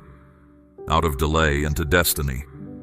7 movements, 1 work. Your whole life lifted from old ground and planted in new. None of this is a reward for your performance. Let that truth take the pressure off your shoulders. This is inheritance, not wages. You are not earning your way into the new land. You are being brought in by the one who owns it. Your part is not perfection. Your part is trust, step after step, especially on the days when the new ground still feels unfamiliar under your feet. And it will feel unfamiliar for a while. Every promised land does. Abraham felt it leaving Haran. Israel felt it stepping through the parted sea. The fishermen felt it leaving their nets on the shore. Unfamiliar is not a warning sign. It is the ordinary weather of obedience. Keep walking through it. I have named the movements. I have shown you the ground. What remains is the crossing itself. And there is something about the crossing you must know, because it is where most travelers falter. Not at the leaving, at the remembering. Speak the words, I trust you now, if you are ready to walk into what I have prepared. Now the warning, and receive it as love, because that is how it is given. The enemy cannot stop this move. It carries my seal, and no power unseats what I establish. But he has one strategy left, and it is old and effective. He will try to make you homesick for the place you are leaving. In the days ahead, he will polish your memories of the old ground. He will make scarcity feel simple. He will make isolation feel safe. He will make the familiar ache feel like home, and the unfamiliar promise feel like risk. He will whisper that the old life was not so bad, and that the new one might not hold you. Remember Israel in the wilderness, freed from slavery by mighty signs, fed by bread from heaven, led by fire and cloud, and still they wept for Egypt. They remembered the food and forgot the chains. Whole years were lost between the leaving and the arriving, not because the promise failed, but because their hearts kept turning around. Do not lose years to a backward glance. You cannot cross into new land with your heart still renting a room in the old one. When the homesickness comes, and it will come, do not argue with it in your own strength. Bring it to me. Name it for what it is, a longing for the familiar, not a longing for the good. The familiar and the good are not the same thing, and much of your growth in this season will be learning to tell them apart. Understand also that you cannot yet see this move the way I see it. Imagine standing with your face against a great painting, so close that all you see are rough strokes and clashing colors. Nothing seems to connect. Step back far enough, and suddenly the picture makes sense. You are standing too close to your own life to see the whole canvas. I am not. From where I stand, even your hardest seasons sit exactly where they belong in the composition. So when a stretch of this crossing looks like chaos, withhold your verdict. You are judging brushstrokes. I am finishing a picture. One day you will step back, and your breath will catch at how deliberately it was all placed. And if the crossing includes a stretch that looks like nothing at all, do not panic in the stillness. Winter looks lifeless. The ground seems locked, the branches bare. But beneath the frost, roots are drinking deep and buds are forming in secret. Nothing about winter is idle. If this is a quiet stretch for you, quiet is not the same as abandoned. Spring does not ask winter's permission. It simply arrives, and yours will too. Some things you will need to leave at the border. Old versions of yourself, first of all. The serpent sheds its skin when it has outgrown it, not in shame, but simply because the old skin no longer fits. You are allowed to shed old habits, old fears, old names you answered to that I never gave you. That shedding is not loss. It is growth making room for itself. Certain connections may need releasing too.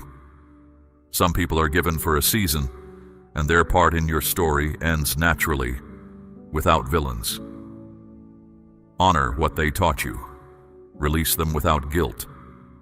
Other bonds that drifted may be ready for mending, and it is not too late to reach out. Ask me which is which, and I will show you. Not every open door behind you is an invitation, and not every closed one is final. Leave comparison at the border as well. It has no visa for the new land. Looking sideways at another's harvest convinced you that your ground was failing, but no one else's field was ever your measure. Look at the stars. Each one burns in its own place at its own distance, and none grows dim because another shines nearby. There is room in my sky for every light I have kindled, yours included, yours especially in the place I set it. And take joy across the border with you, deliberately. Joy is not a luxury for after everything is settled. It is provision for the road. You are allowed to laugh while things are still mending. You are allowed to celebrate small mercies in the middle of large uncertainties. A child can play in the morning and face hard lessons in the afternoon and feel no contradiction. Recover that freedom. The joy of the Lord is not the reward at the end of your strength. It is the strength. Guard your peace as you cross, because peace is how you will hear me. Make time daily to step away from the noise of the world and be still. Not to perform devotion, simply to be with me. The world offers 1,000 distractions, and not one of them can give your soul what it actually needs. Real peace, real joy, real direction. These flow from one source, and you know where I am found. I am found by those who seek me with their whole heart. In that stillness, I will steady you. When you feel weak, lean on me and feel the ground hold. When you feel lost, listen, and the next step will become plain. I never show you everything at once, but I always show you enough. The lamp for your feet lights the step you are on, and that has always been sufficient for those who trust the one carrying the lamp. One more thing about the crossing. Persistence is not optional. Keep asking. Keep seeking. Keep knocking. A child knocks at a door not knowing when it will open, but knocking still. Because somewhere deep down the child believes someone is home. I am home. I have always been home. Every knock has been heard and the door is already moving on its hinges. The river teaches the same lesson. Water is soft and stone is hard, yet the river carves the canyon, not by force, by continuing. Your quiet refusal to give up year after year has been carving a course for your future that nothing can now redirect. You could not see the shaping. It was happening all the same. So cross without turning. Shed what is finished. Carry joy and peace. Knock until it opens. The old land has no more claim on you, and the new land is nearer than it has ever been. Before I seal this word over you, let me speak about rest, because you will need it in the new land. You have treated rest like a wage, something to be earned after everything is finished. But with me, nothing is ever fully finished, and so you have never fully rested. That ends now. Rest was never payment. It was provision, offered before you asked. Real rest is more than a body lying down. It is a mind that stops bracing. It is the part of you that never stops watching finally going off duty, because it trusts the one keeping watch. Come to me. all you who are weary and carrying heavy loads, and I will give you rest. That invitation has stood open your whole life. Walk through it. Learn also to guard what I am restoring. You are allowed to decline what drains you, even good things, even things others expect of you.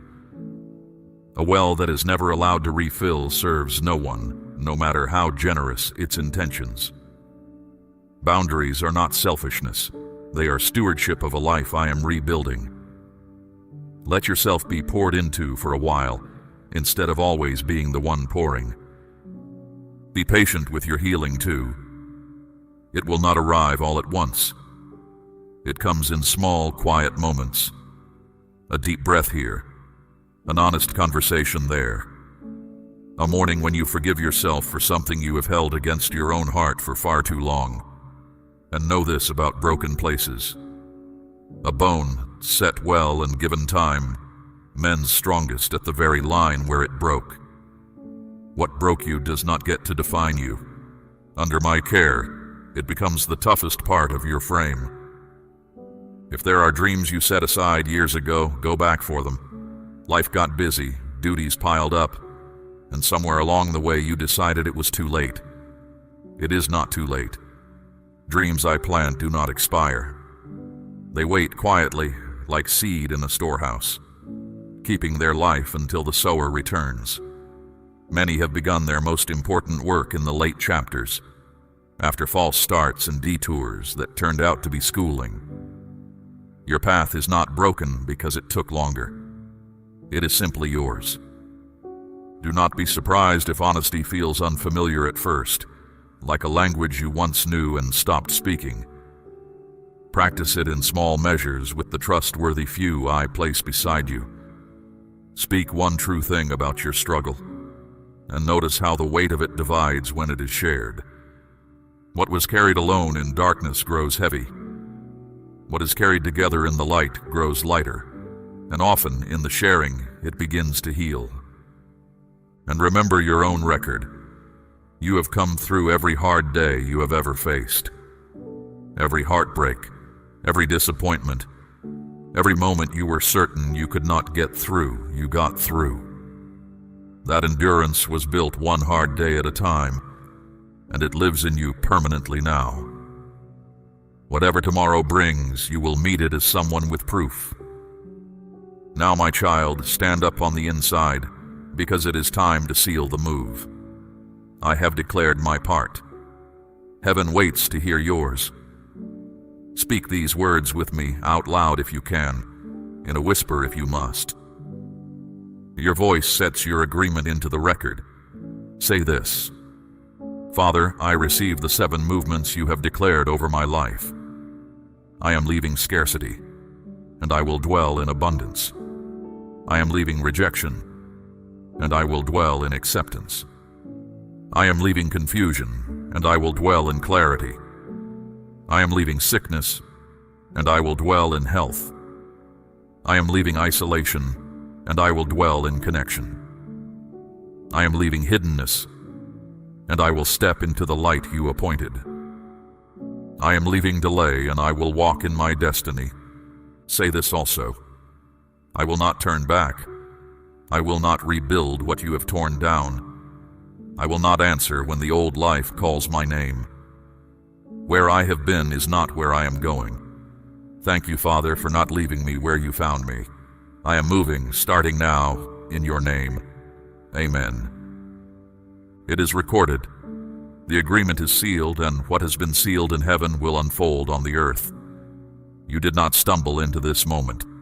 I appointed it, and I appointed you to hear every word of it before this day ended. So let me tell you what your days will look like now. You will wake with purpose where you used to wake with dread. Not every morning, not all at once, but more and more, like light strengthening toward noon. You will catch yourself hoping and no longer feel foolish for it. You will give from overflow instead of scraping from lack. You will be known instead of merely seen. And you will look at your life one day soon and realize you no longer recognize the person who once lived in the old land. You will thank me for that. and I will rejoice with you. When blessings come, and they are coming, share them. Feed the hungry. Comfort the grieving. Refresh the weary with the same kindness that refreshed you. Generosity is how blessing keeps breathing. Held too tightly, it goes still. Passed along, it multiplies in the passing, and returns to you carrying more than it left with. And stay near to me, not out of fear that I will leave, for I will never leave you nor forsake you. Stay near because nearness is the point, the movements, the abundance, the healing, the destiny. All of it is scaffolding around one treasure, and the treasure is this: you, walking with me, unashamed and unafraid, the way it was always meant to be. Now let these final words settle over you like evening light. You are loved beyond measure, by decision, not by mood. You are held through every storm, guided through every unknown, and never, not for one moment, forgotten. The best part of your story has not happened yet. I know because I am the one writing it, and my endings do not disappoint. Go now in peace. Walk forward in faith.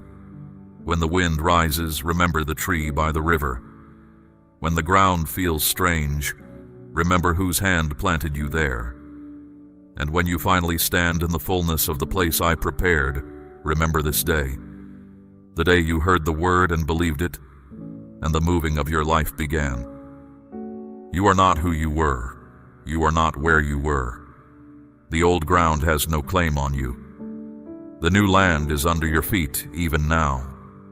Welcome to abundance. Welcome to acceptance. Welcome to clarity and health, to connection and light. Welcome to your destiny. Welcome home, my beloved. Declare I receive it all, and let your amen rise if you believe this word was sent for you today. We run on viewer support only. For exclusive member-only content, scan the QR or see the pinned comment. God bless you.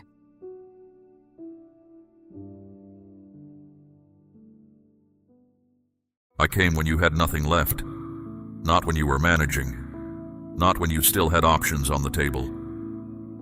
I came at the exact moment the last option ran out, when the weight in your chest made breathing feel like work, when you closed your eyes that night not sure you wanted to open them again. That is where I stepped in. Not before, not after, right there in the middle of the wreck. You were not holding on by a thread when I arrived. The thread had already snapped. And that is not a coincidence. That is not me arriving late. It is me arriving at the only moment when what I bring can actually take root. When there is nothing left of your own effort to get in the way. I need you to understand something about how I work. I do not wait for you to compose yourself before I come near. I do not hold back until you are presentable, until you have it together, until things look better. I come into the mess. I walk into the wreck. That has always been my way. That is my way right now with you. You have spent a long time being strong for the people around you, not because it felt natural, but because showing what was really happening inside carried a cost. You learned that early. Vulnerability got you wounded. Openness made you a target. Honesty made people uncomfortable or careless or cruel. So you built something solid around the real version of yourself. Walls that were never meant to be permanent, but that became the architecture of your daily life. Those walls protected you. I understand why you built them. But the same structure that kept pain from getting in also locked pain inside with no way out. You have been sealed in there with it, carrying it alone, managing it quietly while continuing to function on the outside. Over time, the weight of that became heavier than the original wound. Declare, I receive this, if these words are reaching your spirit right now. Today I am asking you to bring those walls down. Not for the world. The world does not need to see this, but for me. Because I cannot reach what stays buried. I cannot restore what you will not let me touch. The healing I am bringing is not surface level. To get to what is underneath, I need access to what has been locked away. There are things you said out loud and things you swallowed in silence. There are nights that would not end and mornings you got up anyway. There are moments when you held it together in front of others and fell apart the second you were alone. I know all of it. Not as a record against you. As the exact landscape I am stepping into today with full intention to change. You have been trying to understand why this happened to you. Your mind has gone over it hundreds of times, looking for the angle that makes it make sense. The answer that would make the pain feel worthwhile. You have not found it, because that kind of answer does not come from analysis. It does not come from working through it harder or thinking about it longer. What I am bringing you today goes past the mind. It reaches the place where the damage actually lives. What broke you was not random. I am not telling you it was good or that it should have happened the way it did. But I will tell you this.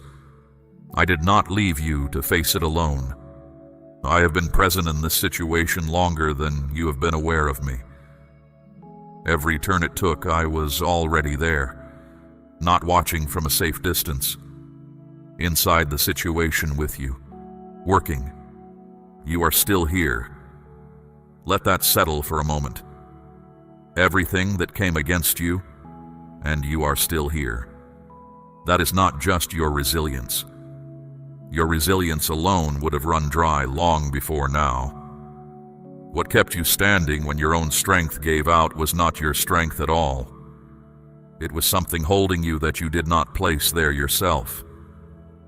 I am the one who held you through the nights that should have broken you. I am the one who made a way when the weight was beyond what any person could carry on their own. I am not telling you this so you feel indebted. I am telling you so. You know what kind of God you are dealing with. The one who does not release what he holds. The one who does not abandon what he started. That is who is speaking to you right now. The pain you are carrying is not something I overlooked. There is no version of what you have been through that exists outside my awareness. I know the exact shape of what broke you. I know what you said to others and what you said to no one.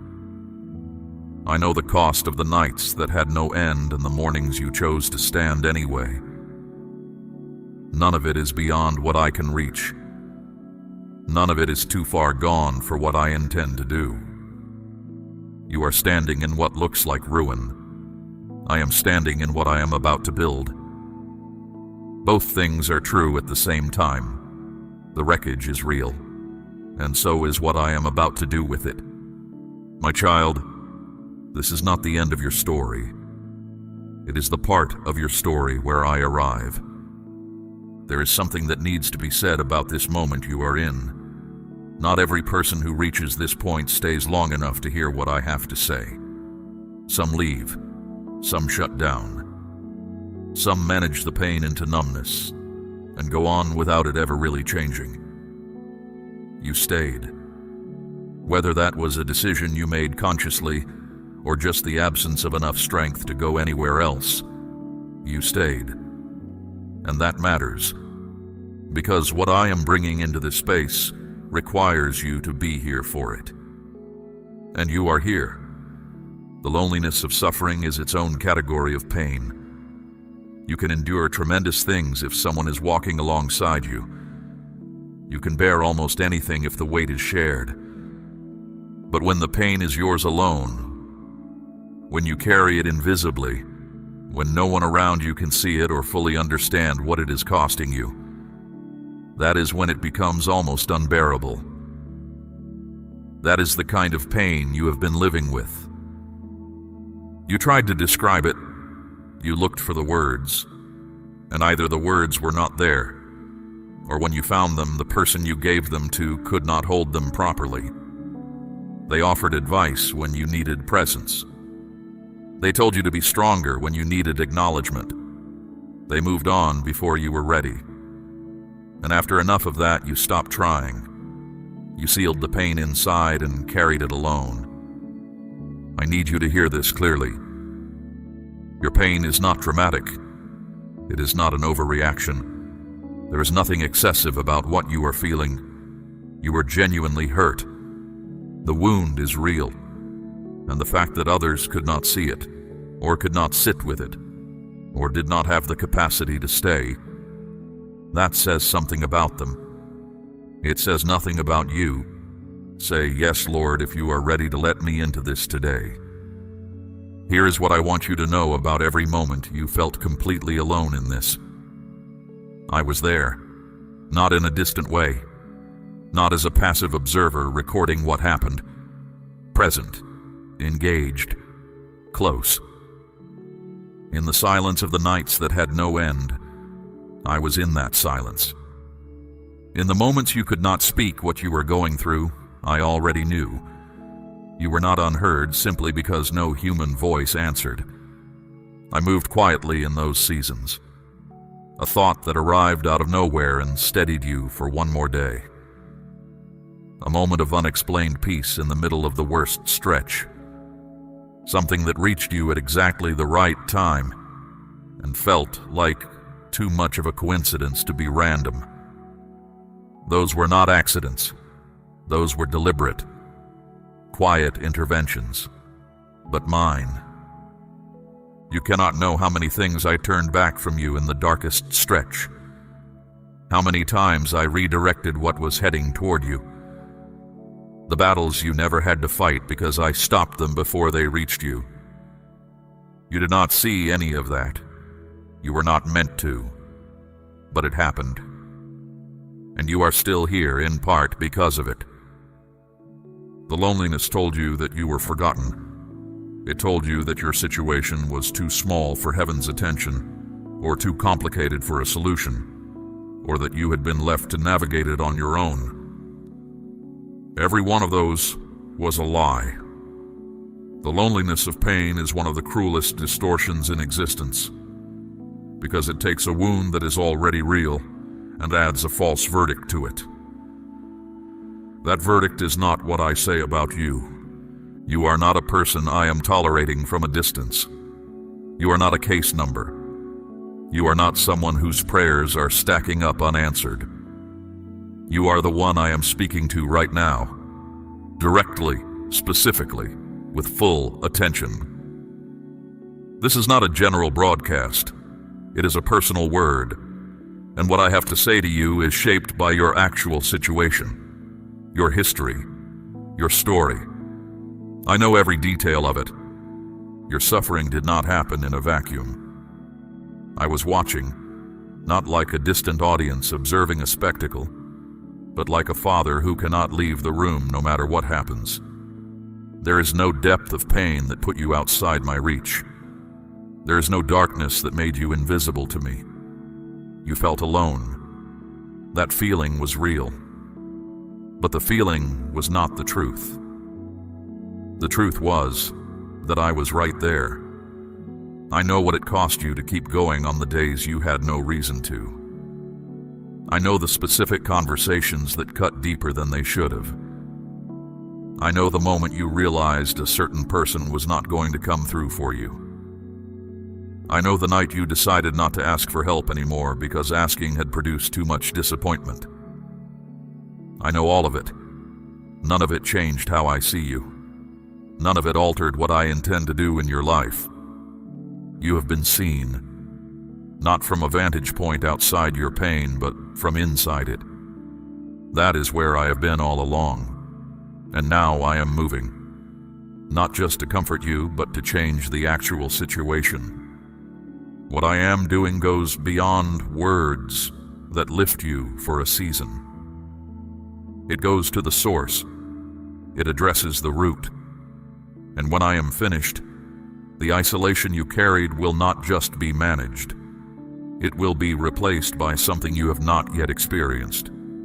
The deep, settled knowledge that you are held. The double weight you have been carrying, the actual pain and the isolation of carrying it, ends here. Not because the circumstances have all changed yet, but because I am stepping into both, into the wound itself, and into the empty space around it that felt so hollow. I am filling that space. You are not alone in this. You have not been. And from this point forward, that truth needs to settle in you like a foundation. Not a feeling that comes and goes, but a fact you return to even when the feeling is gone. What I am about to do in your life is not a surface adjustment. It is not a patch over the damage. Many things that call themselves healing are really just management. They keep the wound from getting worse, but they do not close it. They reduce the symptoms without reaching the cause. What I am bringing is different. I am going to the origin of the pain, the actual source. And that requires something from you that is harder than endurance. It requires honesty about what is actually there. There are rooms inside you that have been locked for a long time, not out of stubbornness, out of protection. You shut those doors because what was behind them was too heavy to carry and too dangerous to expose. You learned that bringing certain things into the light meant becoming vulnerable in ways that had cost you before.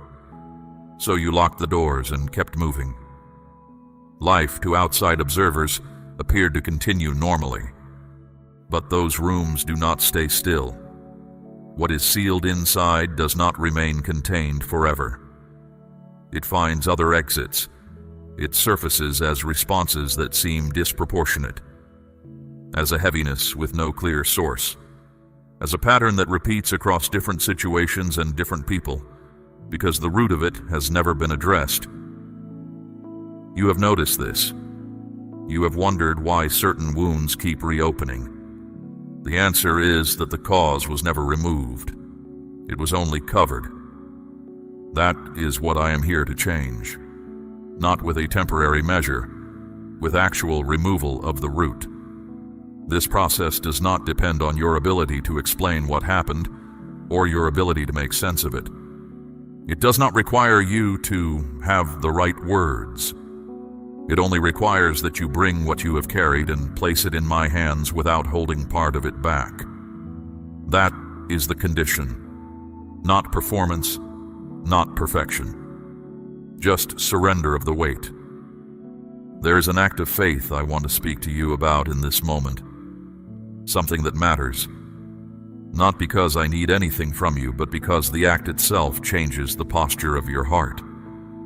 When you release something of real weight in genuine trust, you are making a declaration in the unseen that your security does not rest in what you hold, but in who holds you.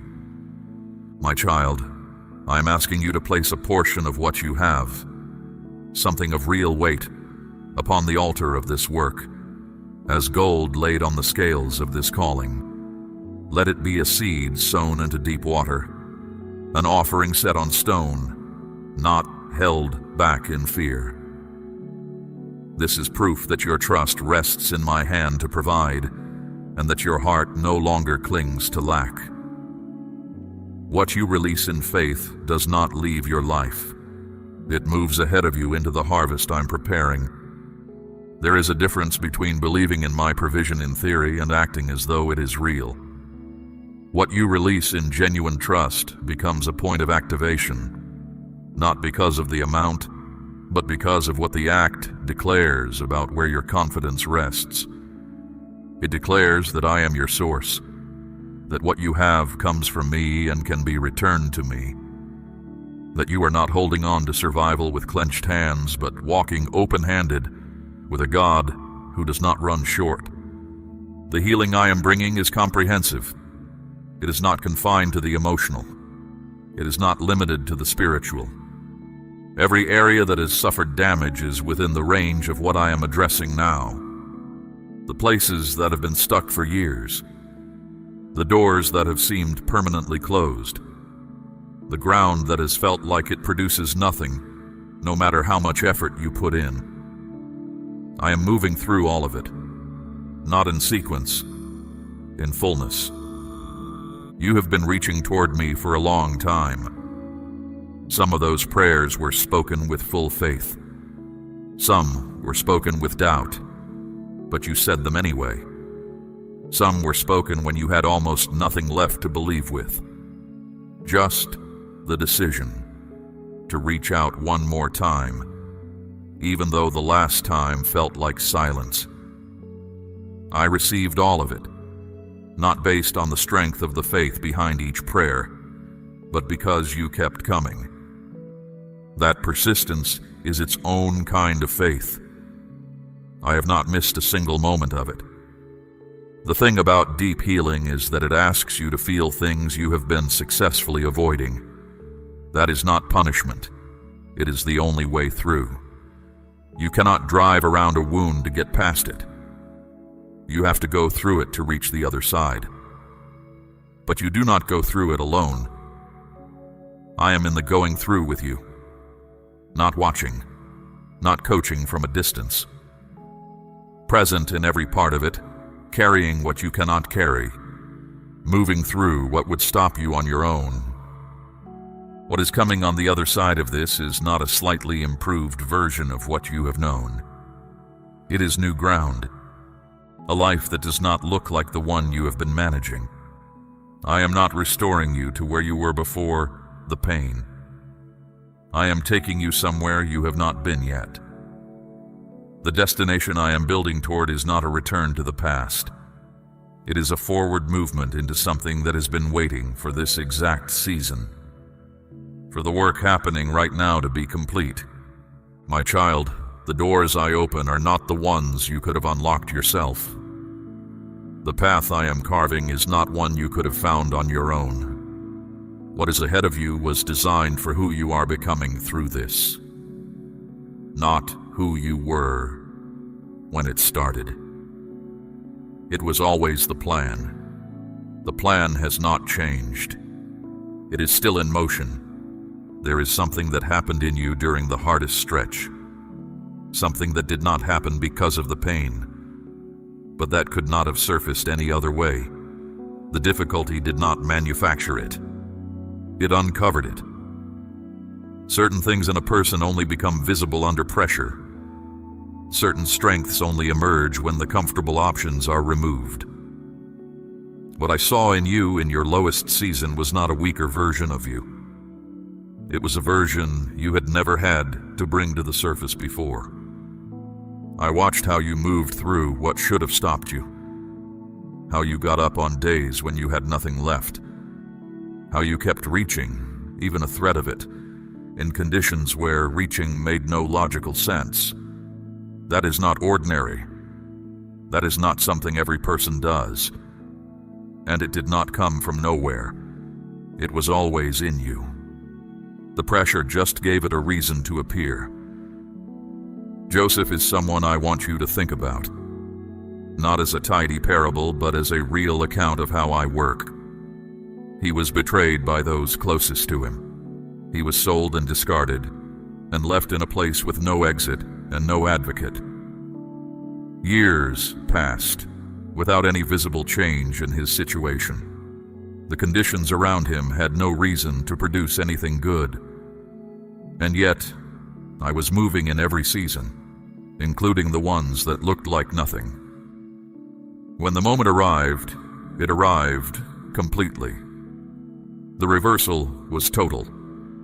What had been used to break him became the exact context through which everything I had promised him was fulfilled. What I want you to hold from that is this.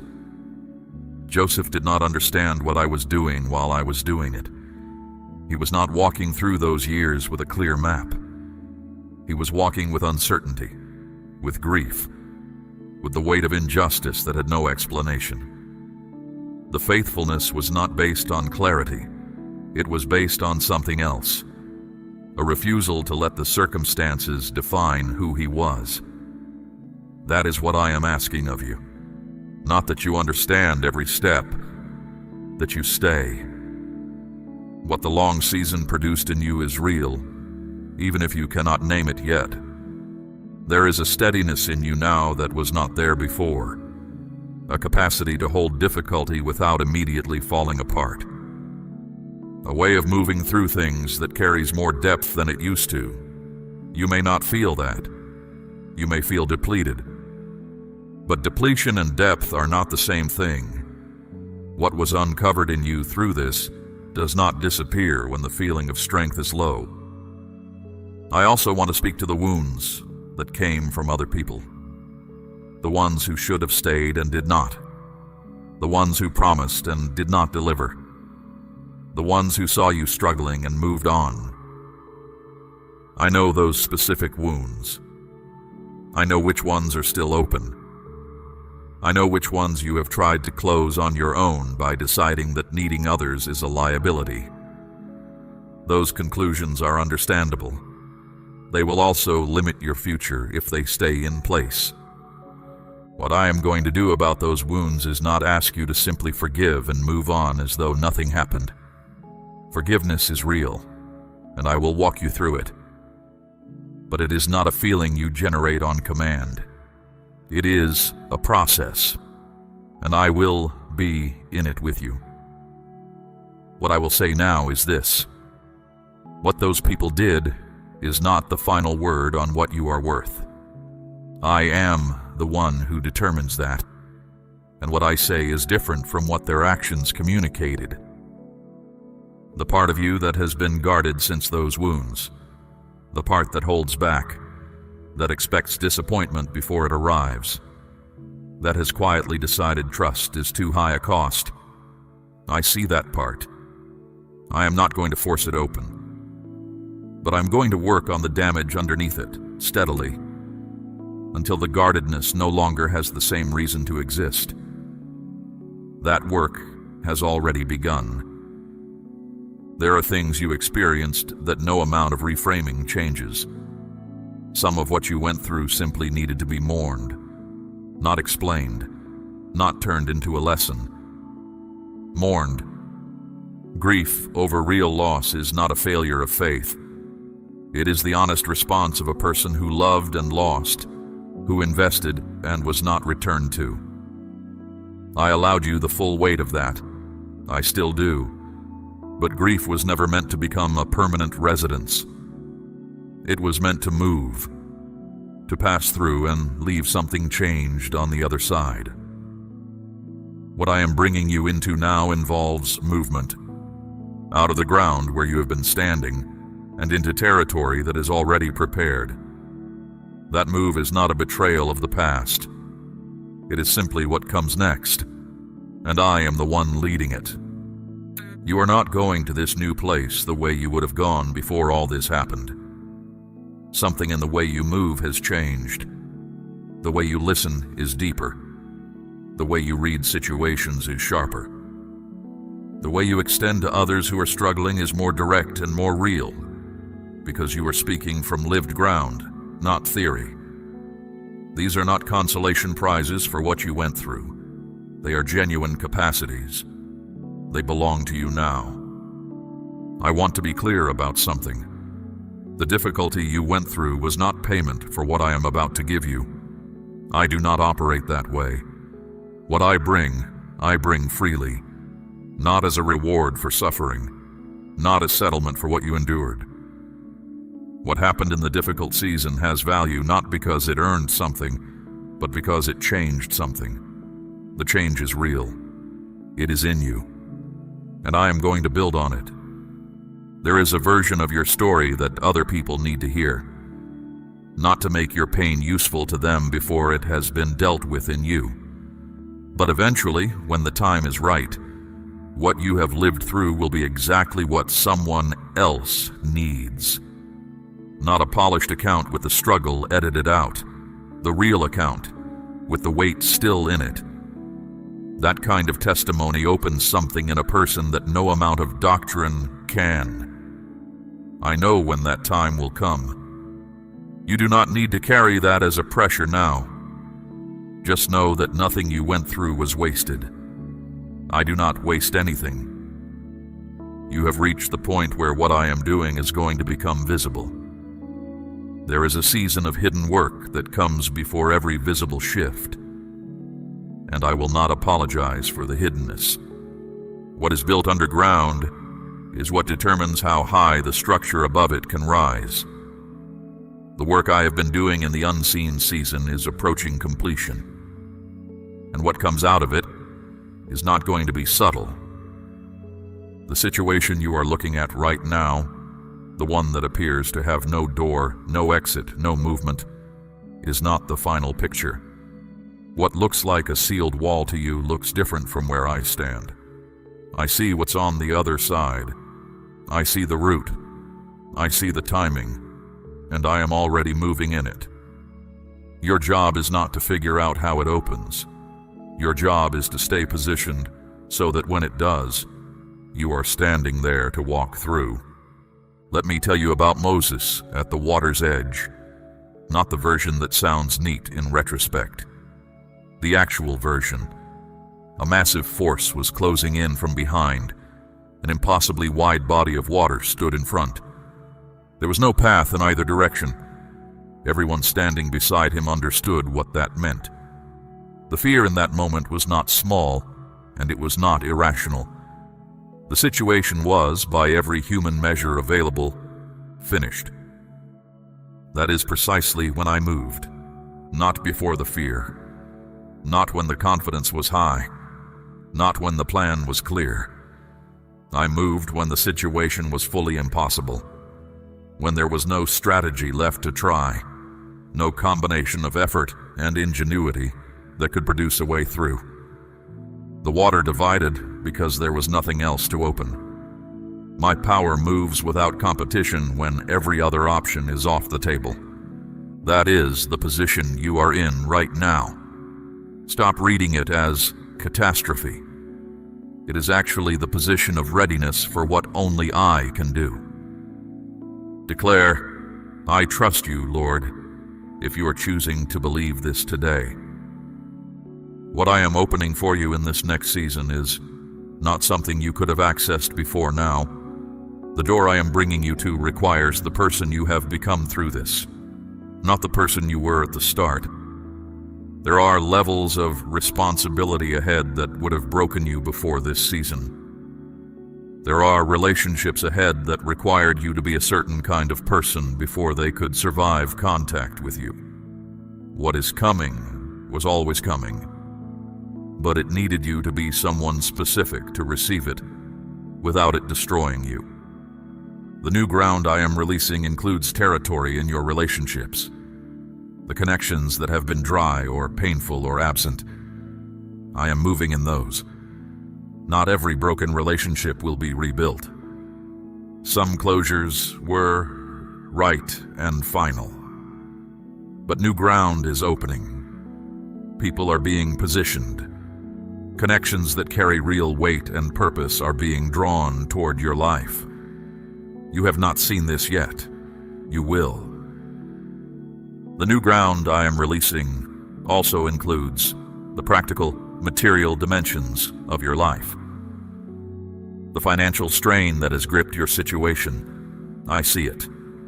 I know what it has cost in stress, in limitation, in the constant calculation of what is possible and what is not.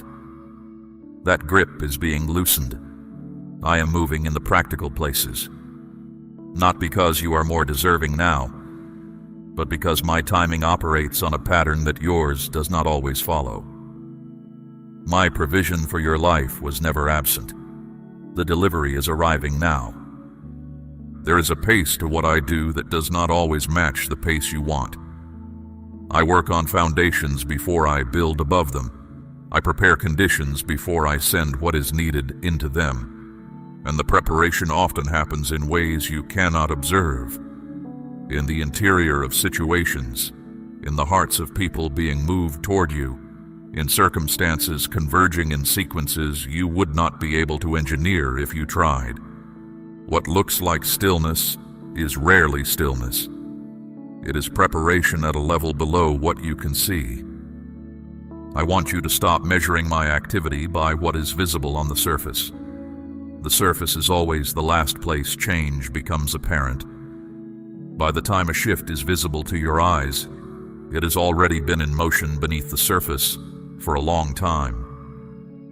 What you are about to see, the movement you are about to witness in your circumstances, did not begin today. It began in the unseen, in the work I was doing while you were still wondering whether I was there. The miracle I am releasing does not require perfect conditions. It does not require your environment to cooperate first. It goes ahead of you and rearranges what needs rearranging. It softens what has been hard. It opens what has been sealed. It returns what was lost. You do not have to engineer any of this. You have to trust the one who is already engineering it. What this new season requires of you is not more effort. It is a different kind of engagement. Less striving, more alignment, less forcing, more following. The discipline I am asking for is not the kind that grinds against the obstacle until something breaks.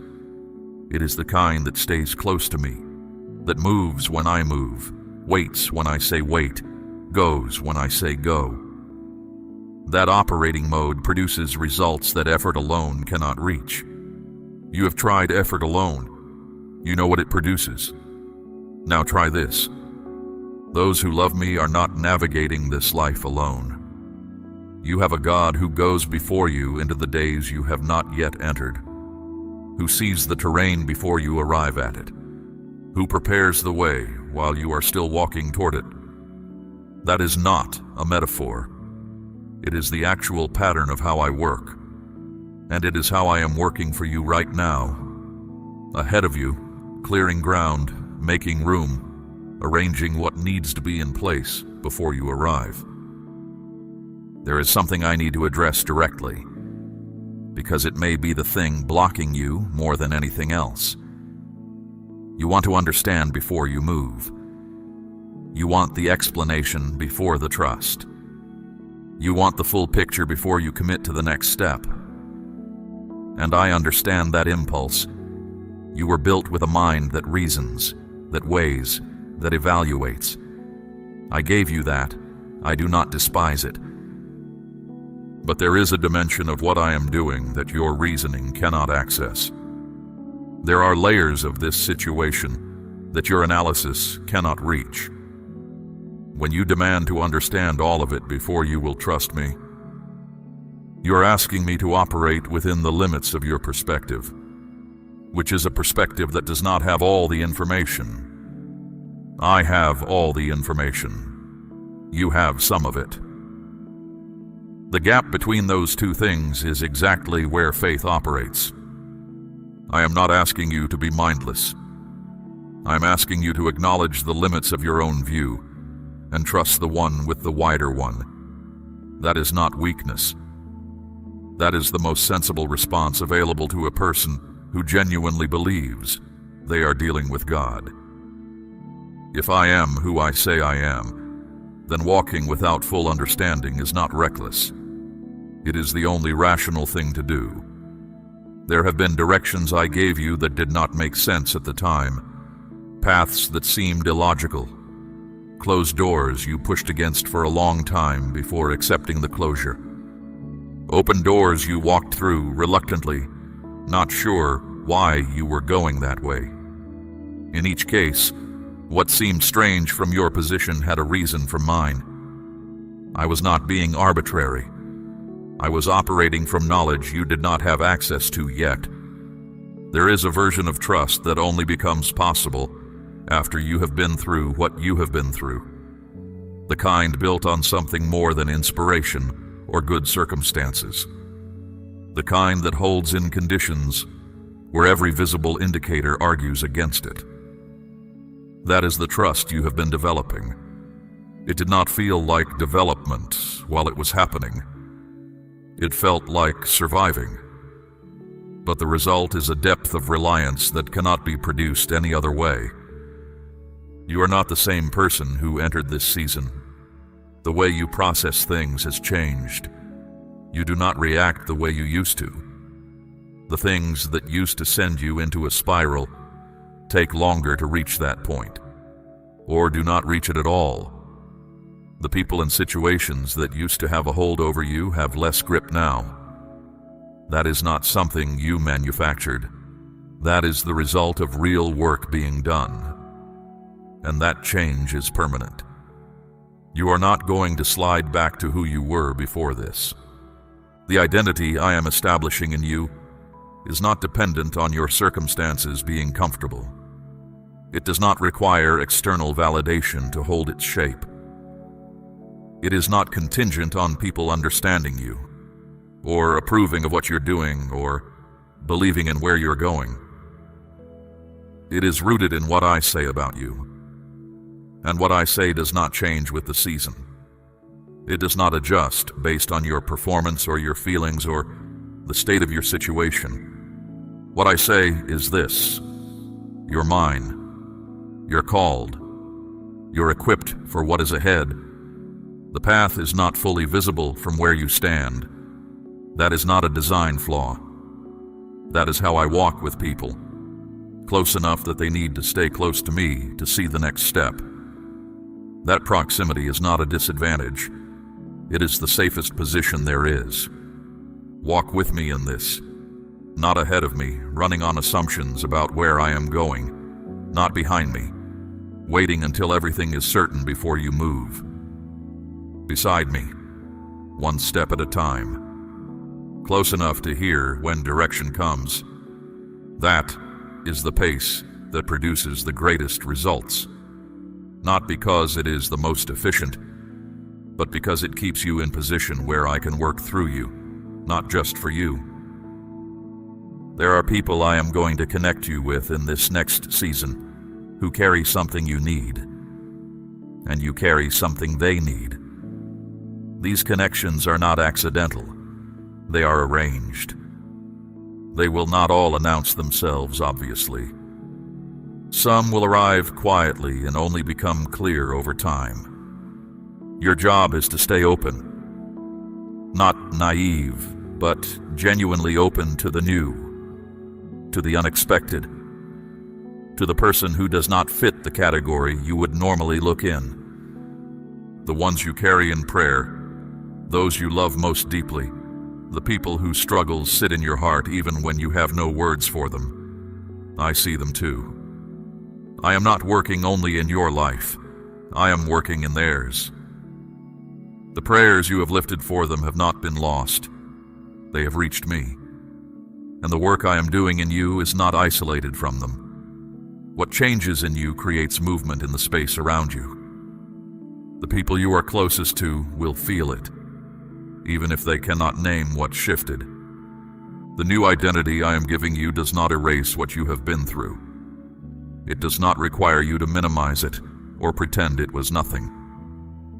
What you survived is part of your story. I am not rewriting that.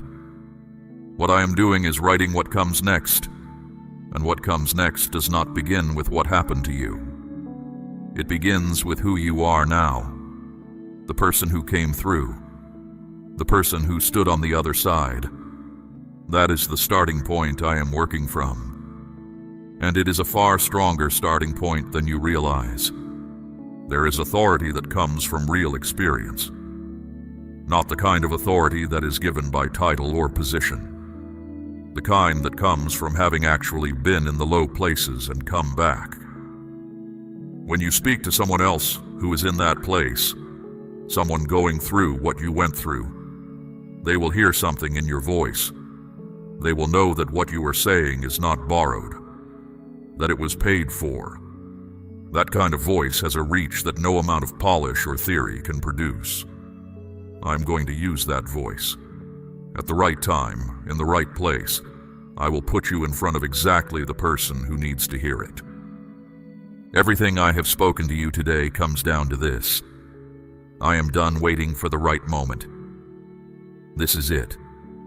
Not the moment after this one.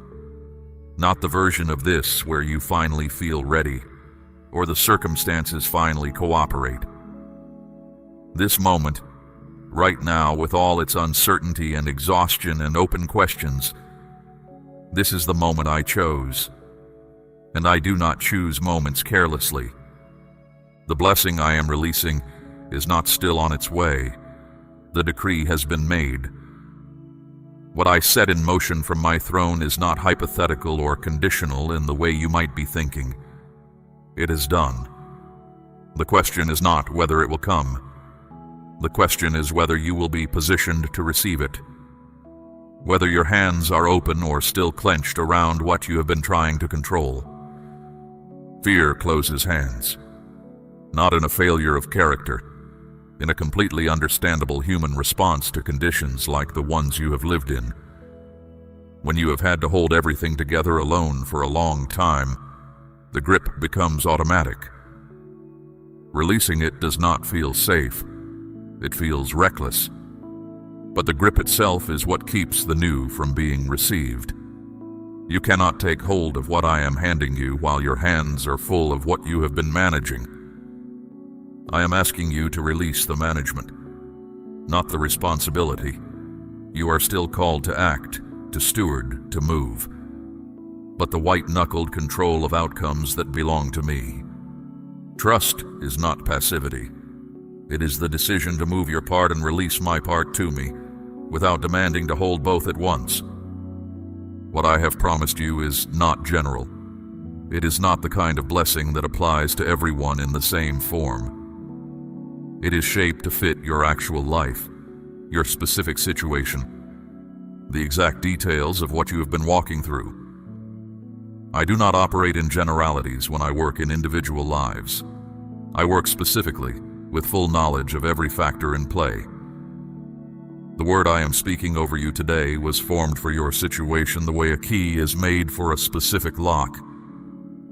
The doors that are about to open will not open for anyone else in the same way. They are yours. The provision coming is measured for what you need. I know what is in your house. I know the weight that scarcity has placed on you and on those you love. I am addressing that weight directly, not eventually, now. You are going to see movement where there has been stillness. You are going to receive in places you stopped expecting. You are going to encounter open ground where you were certain there were walls. This is not exaggeration. It is what is actually happening on the other side of what you can currently see. The activity invisible to you is about to produce results that are impossible to miss. Do not disqualify what I am doing when it arrives in an unexpected form. The answer may come through a person, through an opportunity, through a door that opens in an area you were not watching. Stay alert. Stay open. The answer is already in motion. This is the part of your story where the ground changes, not where suffering ends and happiness begins in some clean division, but where the weight begins to shift, where what has been working against you begins to move in your favor. A morning where the first thought is not dread, a situation that has been frozen that suddenly moves, a word that reaches you at exactly the right time. These will be the first signs. When they come, recognize them. Allow yourself to believe that what I told you was true, because it is. The covenant I have made with you is not contingent on your consistency. It is contingent on mine, and I am consistent. I do not change with circumstances. I do not revoke what I have spoken based on how things look on any given day. The word I gave you today stands tomorrow and in every season that follows. Return to it when circumstances try to contradict it. Return to it when the feeling of confidence is low. It is anchored in me. And I do not move. What I am asking of you right now is not dramatic. It is a small thing. The next step. One movement in the direction I am pointing. Just the first thing. one step toward me, and I will do the rest. Everything I described today, everything I have set in motion on your behalf, I will carry it through to completion. I do not begin things I do not finish. I do not bring someone to the edge of change and leave them there. Something was deposited in you in this moment. Not a feeling that will fade when circumstances press back in. A knowing, a shift in the foundational layer of what you believe is possible for your life. That shift is real. It is permanent. It is going to continue working in you long after this moment has passed. The ones you love, the ones you carry in prayer, they are in my hands too. I am not working only in your corner. I am working in theirs. The things you have asked me for on their behalf have been received. Continue to bring them to me. I hear every prayer for those closest to your heart, and I am moving in their situations with the same intention I am moving in yours. The future I am walking you toward is not a modest upgrade of the past. It is new territory, ground that belongs to who you are now, built for this moment, and you are walking into it, one step at a time, with me beside you, holding what you cannot hold, making what is impossible into what is real. Say, I am ready, if you are stepping into everything I have spoken over you today. We run on viewer support only. For exclusive member-only content, scan the QR or see the pinned comment. God bless you.